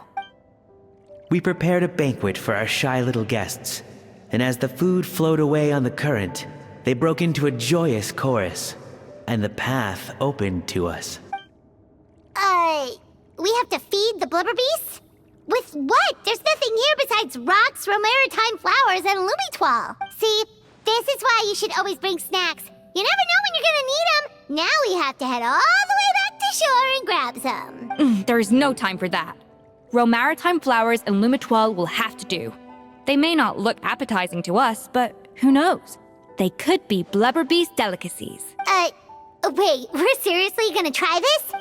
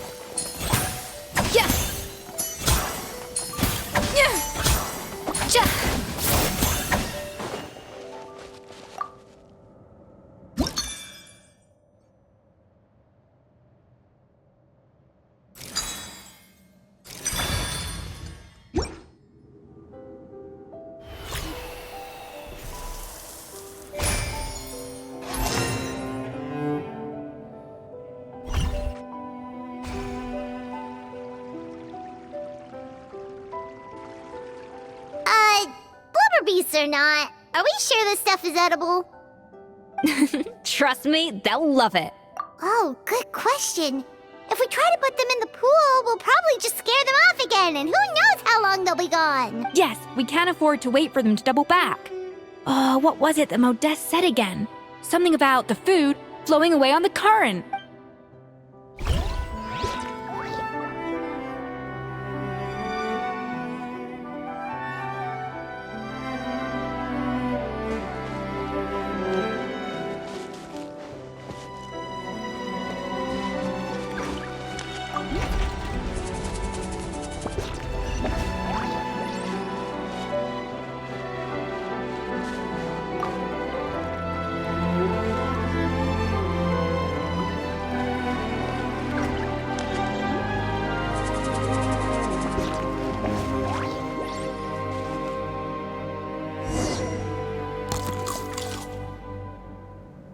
Wow, it's really singing! It must taste better than Paimon thought!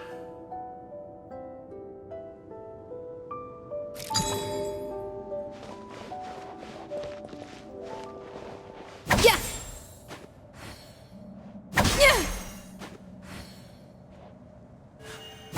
The tracks turned back again. Ugh, so annoying.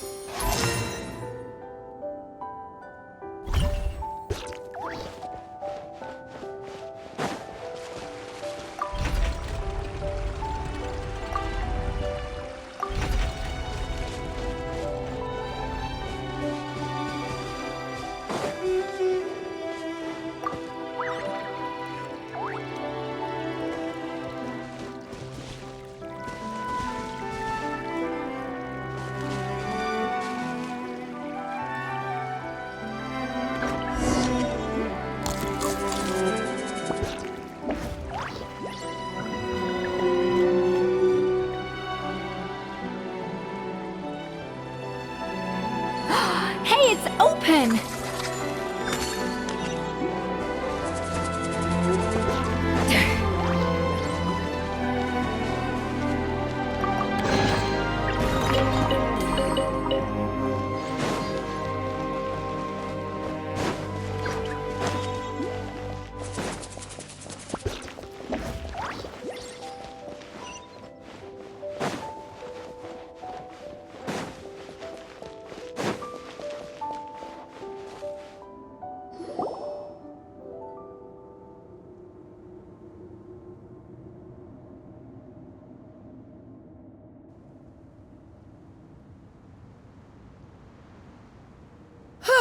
Hey, give me your water. Here. I said your water, the one you just drank out of? Sure.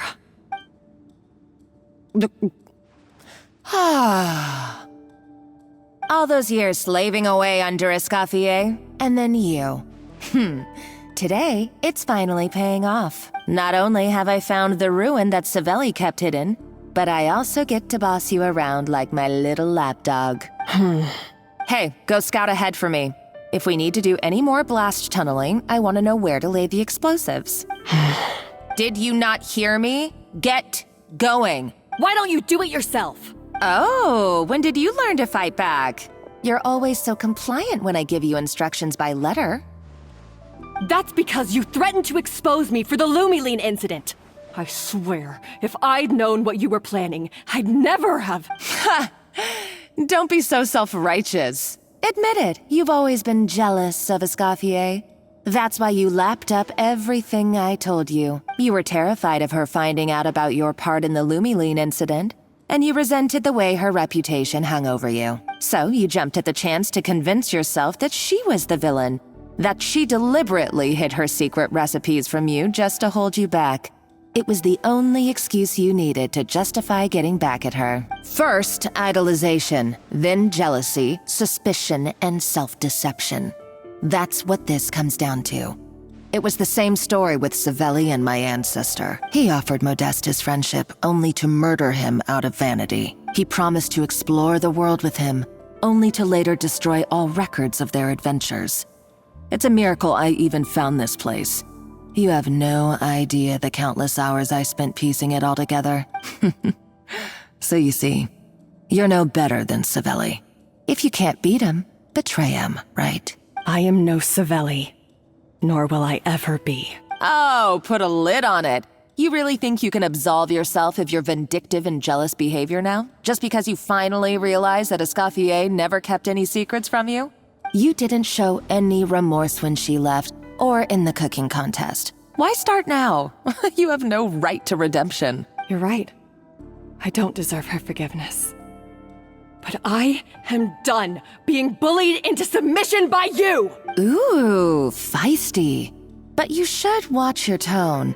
Talking to me like that could get you in big trouble. I somehow doubt that. Since I poisoned both our water bottles. What? Ever since I learned the truth. I've been biding my time, waiting for this moment. You've played me like a fiddle for so long, and now this is payback! But you drank it too! It's what we both deserve. This is the price we must pay for betraying Escoffier. You'll die here with me, Monica! You.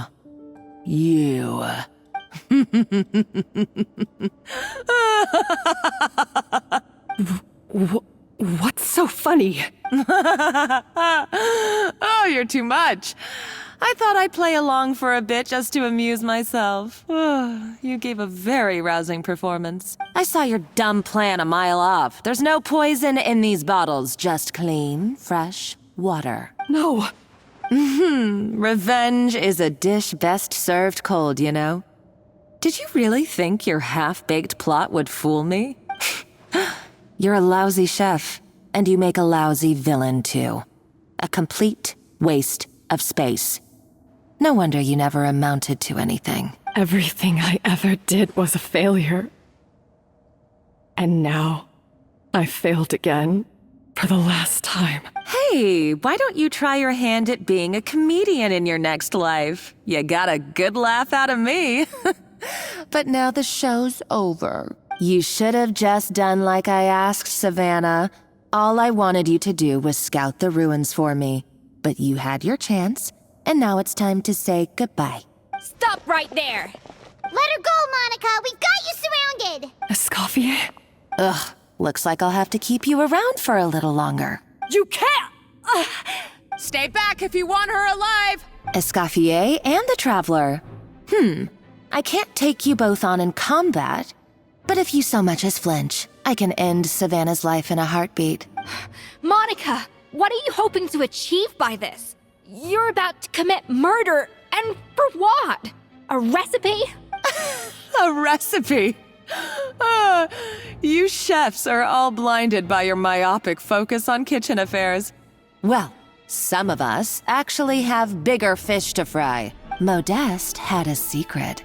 The truth behind his so-called genius, the je ne sais quoi factor in his Gâteau de Bourg, and it's right here in these ruins. Are you serious? You're here because of a Gâteau de Bourg obsession? You've gone completely mad! I couldn't care less about the cake itself. No, the real treasure is the secret ingredient that Modeste sourced from these ruins. He and Savelli were fools. A priceless treasure of Remoria in the palms of their hands, and they thought, ooh, this would go great in our cake mix. We're talking about a powerful stimulant that also sharpens the senses. That's no cooking ingredient. It's a groundbreaking drug. That's right, I've done my research. It was a drug that Remoria developed for their war machine. I could make a killing by selling it to the treasure hoarders or the Fatui. Will you listen to yourself? You're completely delusional. My eyes are wide open. Just wait till I get my hands on this treasure. You'll see what a fool you've been.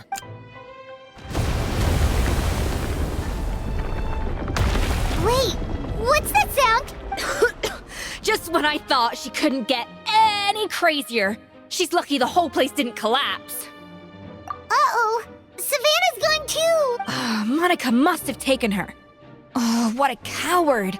She's only taken her hostage because she knows that she's no match for you. That's true. Even if she finds the treasure, she'll need Savannah alive. Oh, well, our path's been blocked, so let's look for another route.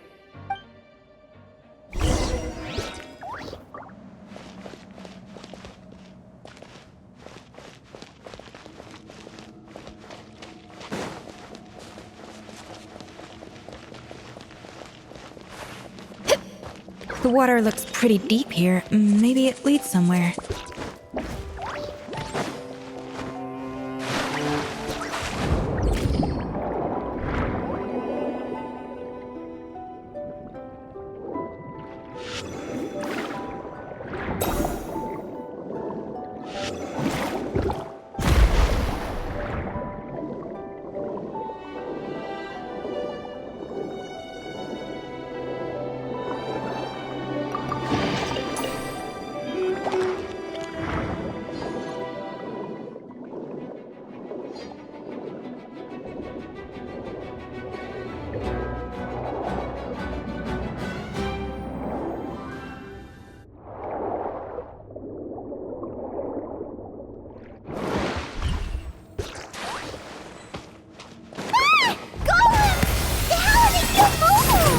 They were probably awakened by the explosion just now.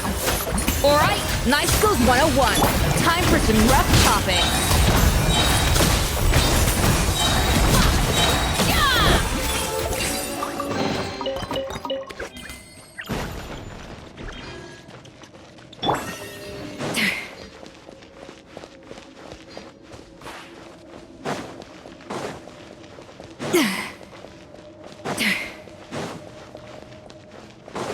Another door?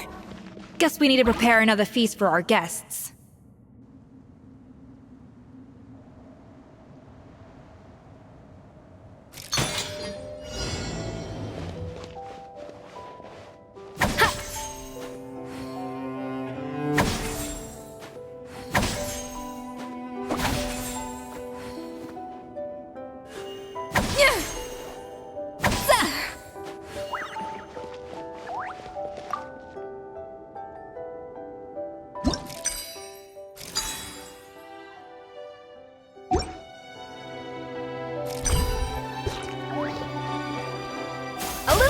Boosh!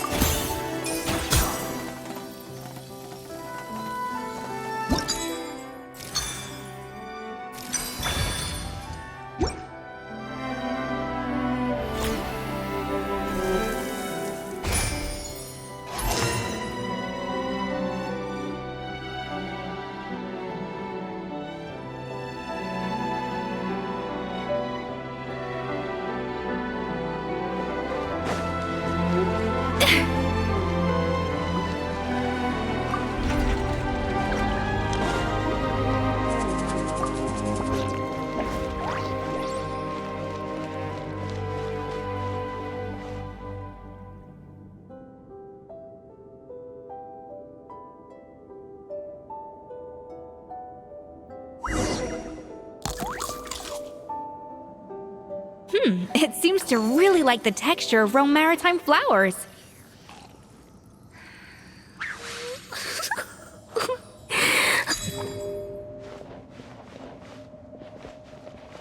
Off to the freezer!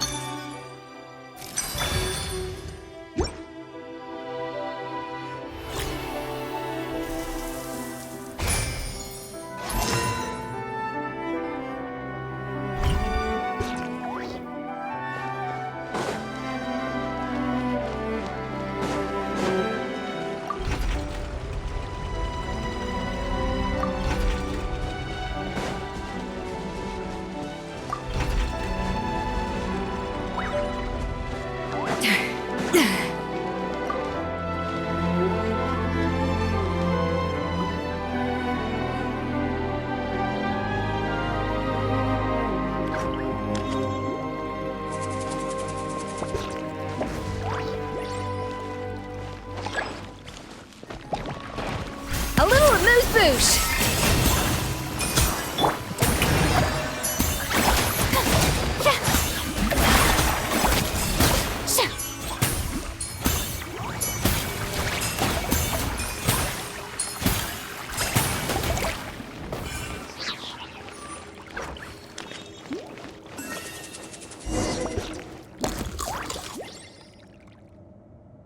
I never knew you could process Lumitwol like that. Alright, I've got to jot this down.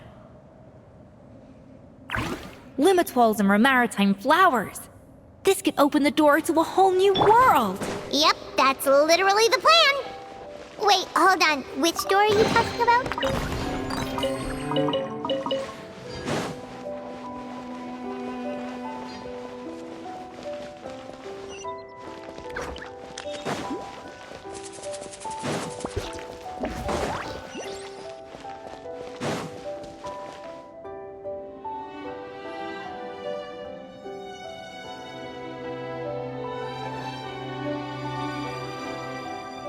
That's strange. These don't look Romorian to me. More like last century Fontaine. Adventurers from last century Fontaine, huh? Oh, Modeste and Savelli, do you think they camped here? By the looks of it, this was a one-person camp. They adventured together, but maybe one of them came back alone at a... you really think so? Trust our adventurers' instincts. We're pros at this stuff, just like you're a pro in the kitchen. Okay, well, the Traveler has more adventuring experience overall, but Paimon's definitely a pro rummager from all those treasure chests. Darn it! Paimon was just about to show off her rummaging skills! Huh, no kidding. Are all adventurers so obsessed with journaling? I mean, I guess I take a lot of notes when I'm cooking as well, but I thought that was just me. Anyway, let's find out who was here. It's been years since I've last visited these ruins. It's exactly the way I remember it. This place probably hasn't changed in millennia. Sadly, up above, on dry land, everything has changed. The treasure of Remoria. That's what we used to call it. Modeste was right about its potential. It turned Gâteau de Bourg into a national sensation. Our limited stock of the substance meant that the gâteau could only be produced on a small scale. But this only drove up the popularity all the more. Modeste was right about that too. He predicted all of it. He was praised as a genius, while I, as the one person who'd ever disagreed with him, was labeled a talentless fool. Modeste tried his best to console me, but I knew better than anyone just how great the gulf was between us. Our conversations grew scarce, and we saw less and less of each other. I didn't fight it. He had new friends and a career of his own. Why invite further disdain by inserting myself where I did not belong? I told myself that maybe one day, when I finally created a masterpiece of my own, I'd be able to face him without shame. Or maybe one day, when I've put these feelings of self-loathing behind me, I'd be able to ask him with a smile on my face, how about we go on one more adventure, for old time's sake? Unfortunately, that day will never come. So it was Savelli. From the sounds of it, he came back after Modeste had already died. I always thought it was just a legend. But if it's true, then this must be the place where they found their secret ingredient, the birthplace of Gâteau de Bourg. In that case, what does that say about the death of Modeste? If it's all true, maybe Savelli really did have something to do with it. The taste of Gâteau de Bourg has changed.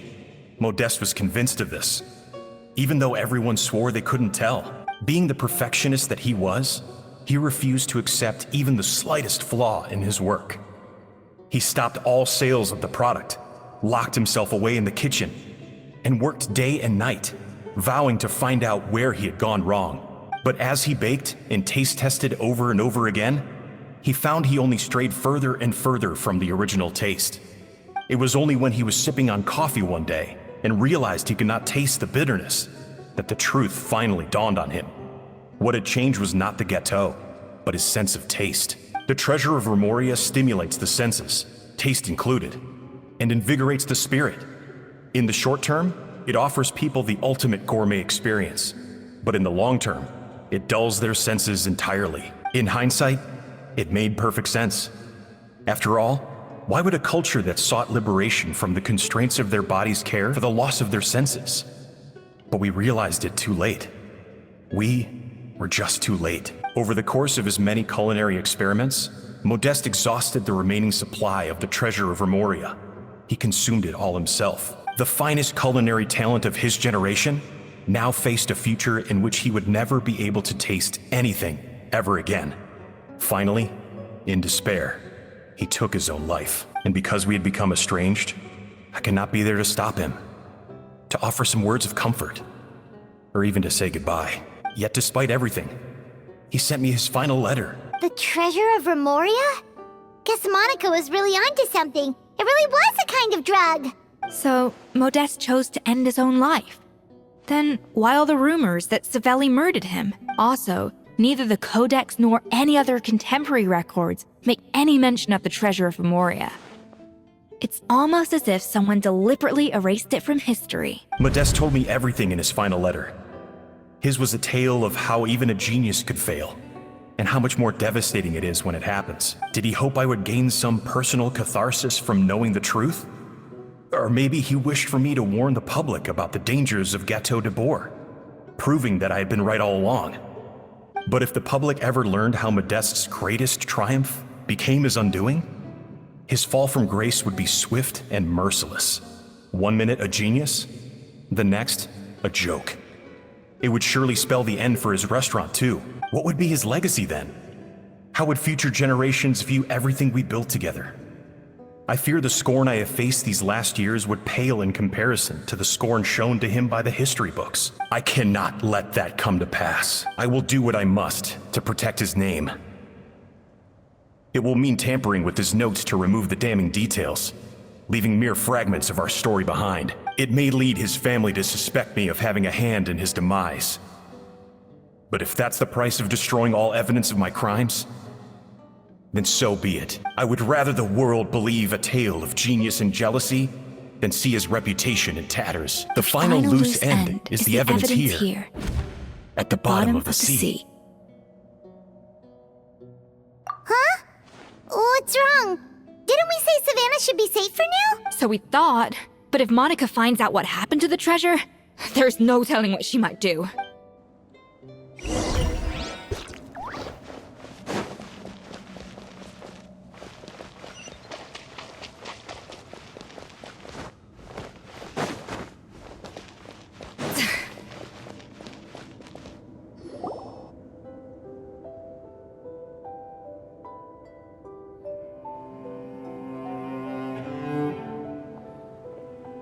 The treasure of Remoria. I have found you at last. Savelli, you tried your best to bury the truth, but you underestimated the children of Modeste.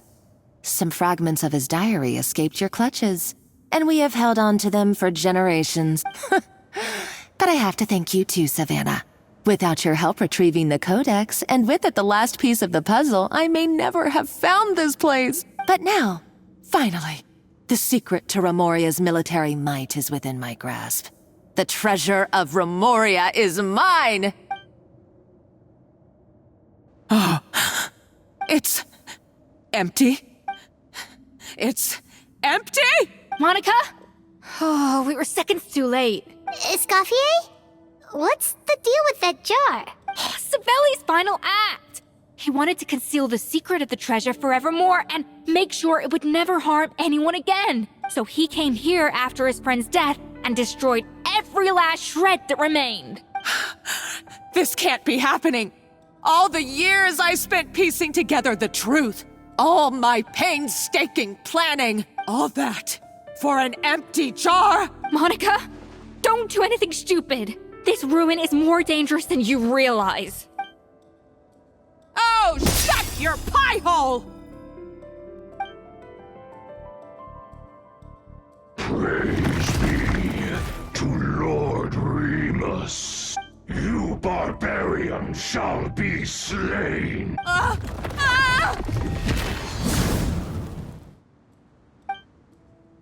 She's a nutcase! A liability to herself and everyone else! Well, now it's up to us to clean up the mess she's made. Take these golems out!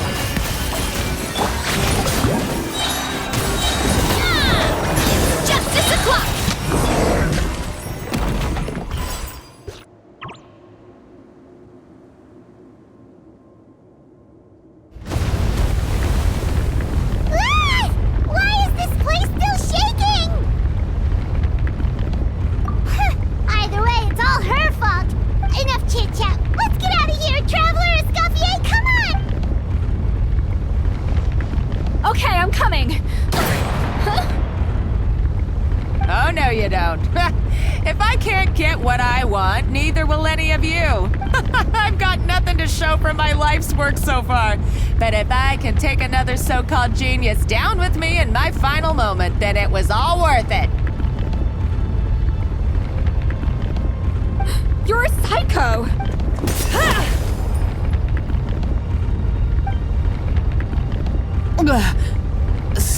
Savannah? When did you wake up? I may be a lousy chef, but it looks like I'm not a complete waste of space. Traveler?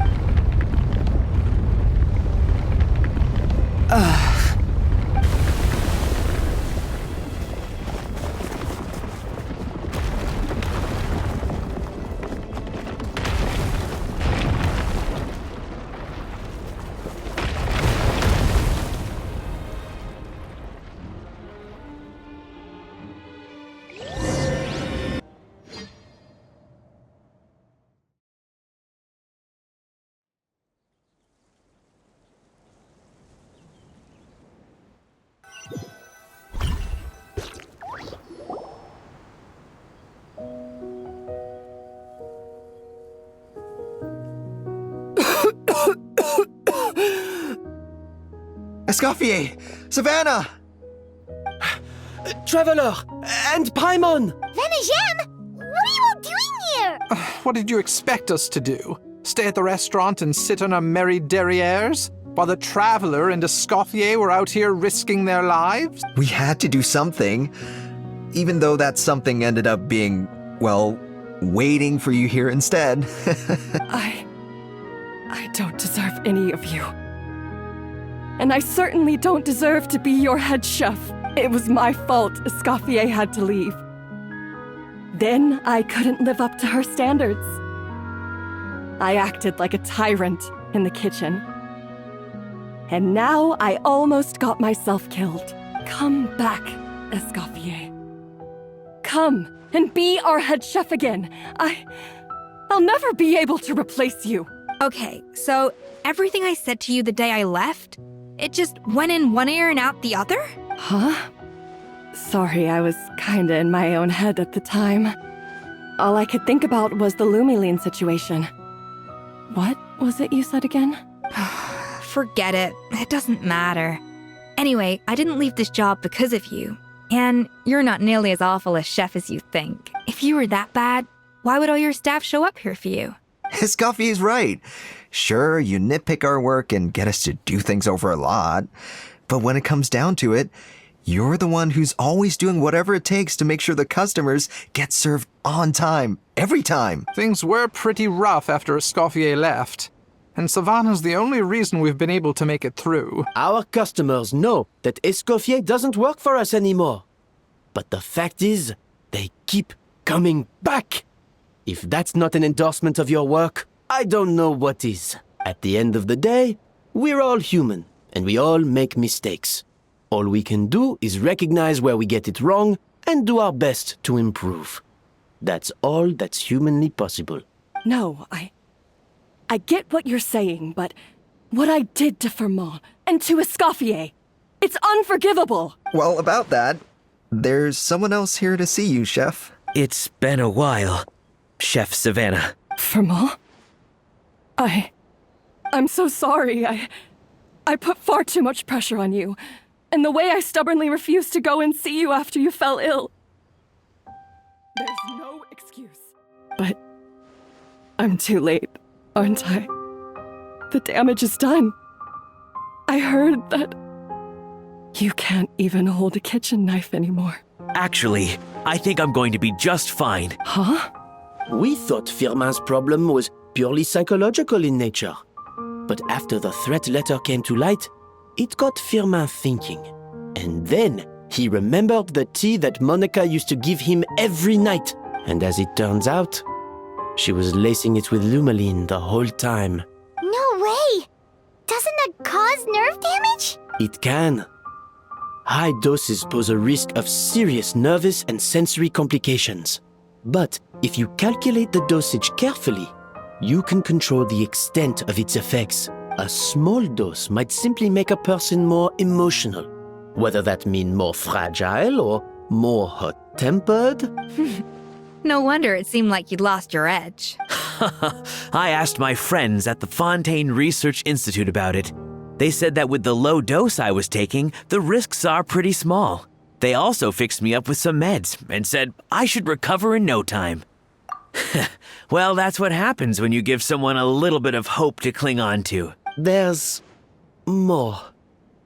We believe that Firma was likely not Monica's only victim. You mean she poisoned me too? Oh, so that's why Savannah's been so irritable this whole time. Let's not be too quick to blame everything on the Lumiline. That stuff can only amplify what's already there. So tasty food will seem like the most delicious thing in the world, while food you don't particularly care for will become utterly revolting. So you better make sure you reflect on your behavior and apologize to every single person you've wronged. I will. I'm sorry. There's still one question that's really bugging me. Why is it that no matter what I do, my Gâteau de Bourg never tastes the same as yours? Is it just... I mean, is it because you're a genius and I'm not? It's because the heating element in your oven is broken, you silly goose. What? I felt like something was off during the cooking contest. Once I got around to checking all the equipment, I noticed it right away. There was a half-degree discrepancy between the temperature setting and the actual temperature. All the ovens in the whole kitchen had the same problem, which confused me at the time, but by this point, it's pretty obvious that Monica must have tampered with them. I would have figured it out the day of the bake-off, since the issue affected both our teams. But of course, Monica sabotaged mine so that could never happen. No.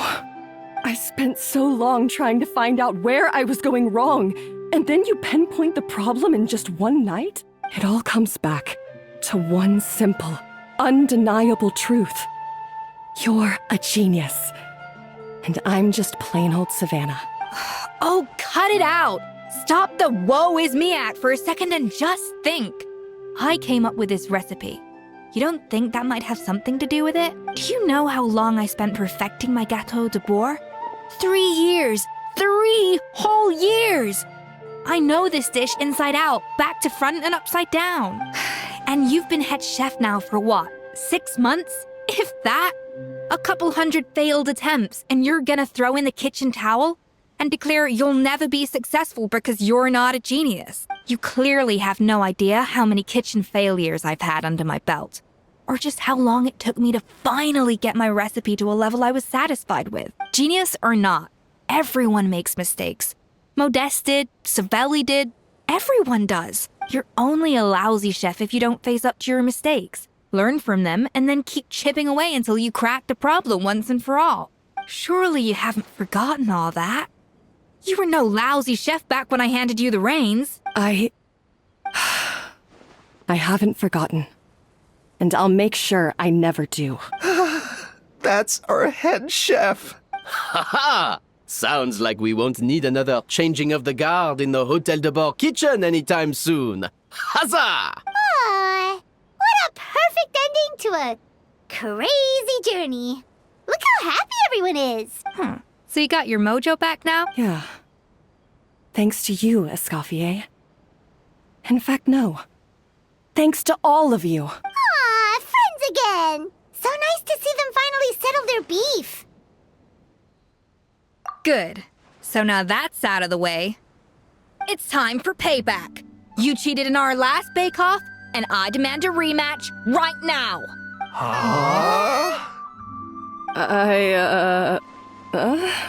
But that was mostly Monica's fault, wasn't it? Right. And also, does it have to be right now? Savannah's only just got her mojo back, and you barely escaped from a death trap.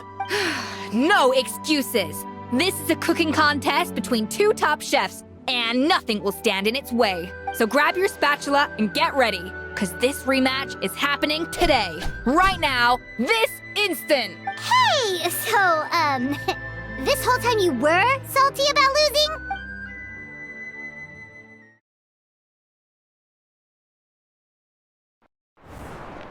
The second cooking contest commences now! This time, no more games, and no holding back!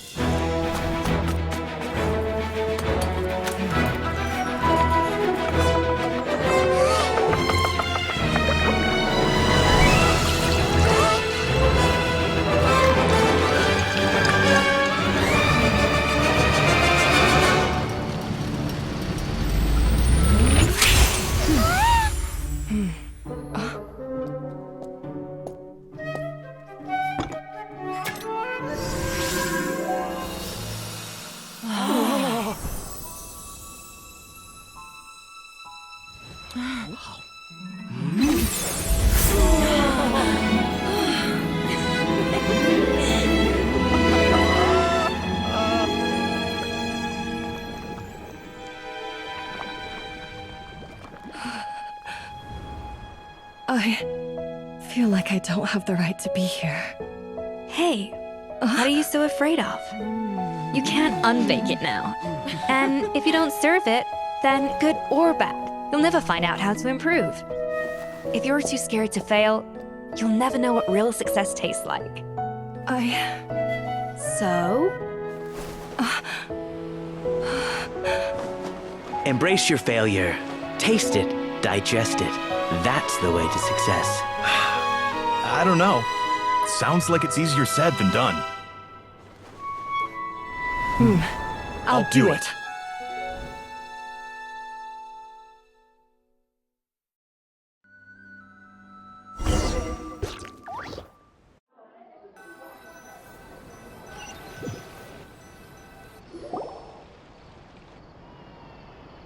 The results are in! A landslide victory for Escoffier! Quite rightly, too. Piece of cake. Oh yeah, look at that!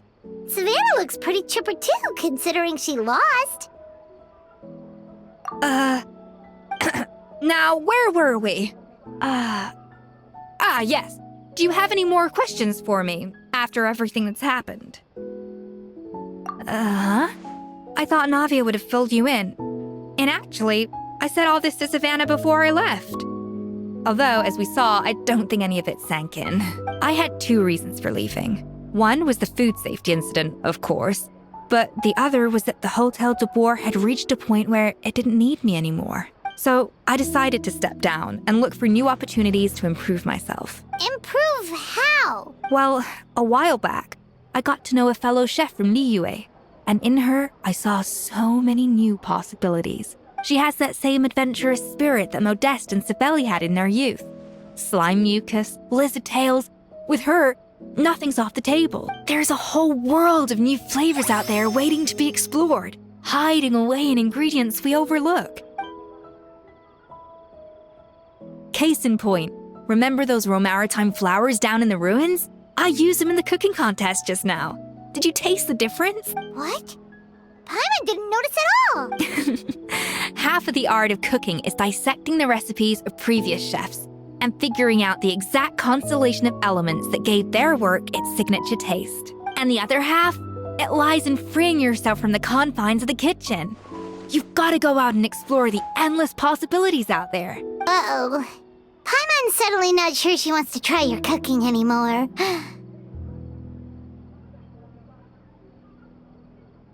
Hey!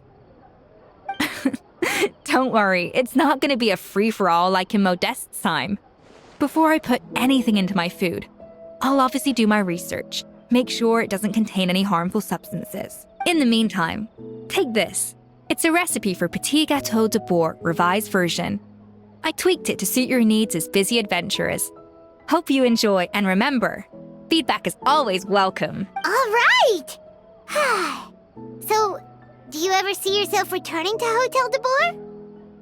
Oh, of course. I've already promised Banishem that I'll come back every once in a while to make sure the quality of the food remains at an acceptable level. You know, Paimon's still a little disappointed that we never got to see the treasure of Remoria. Surely Monica wouldn't have gotten drawn in so deeply if it wasn't for all the mystery surrounding the original Gâteau de Bourg. She practically dedicated her life to finding the lost pieces of Modeste's diary. Then went to all that trouble to infiltrate the Hôtel de Bourg. And in the end, it was all for nothing. Since you mentioned the treasure, between Modeste's writings and what we saw in those ruins, I think I may have figured out the truth. The so-called treasure of Remoria was most likely a substance that the Remorians extracted from lumitoids, better known to us as lumiline. Huh? So then, why all the hype back in the early days of Gâteau de Bourg? Don't forget, it was a very different era. We could barely even refine sugar back then, so desserts were very much in their infancy. In a world of bland food, it's no wonder that the first thing to really excite people's taste buds took the world by storm. And as for the lumiline, it may well have been somewhat valuable in ancient times. But these days, it's just another drug from the Fontaine Research Institute. Even if Savelli hadn't destroyed it all, I doubt it would be worth that much these days. So after all that, there was nothing in those ruins but worthless junk. Feels strange to say it, but Paimon almost feels sorry for Monica. She sacrificed it all only to get nothing in return. Oh, hey! Huh? Navia? You just got back from that underwater ruin, right? Well, check it out. They ran a special issue. Did you see anything like this down there? Freshly unearthed from the ruins of Remoria. A magnificent jar thought to be over 1,000 years old. Experts say it has immense artistic and historical value. It could be worth an absolute fortune. Wait, isn't that the jar they used to hold the treasure? If only it was still in one piece. Some butterfingers must have dropped it or something. Ugh, it's such a shame.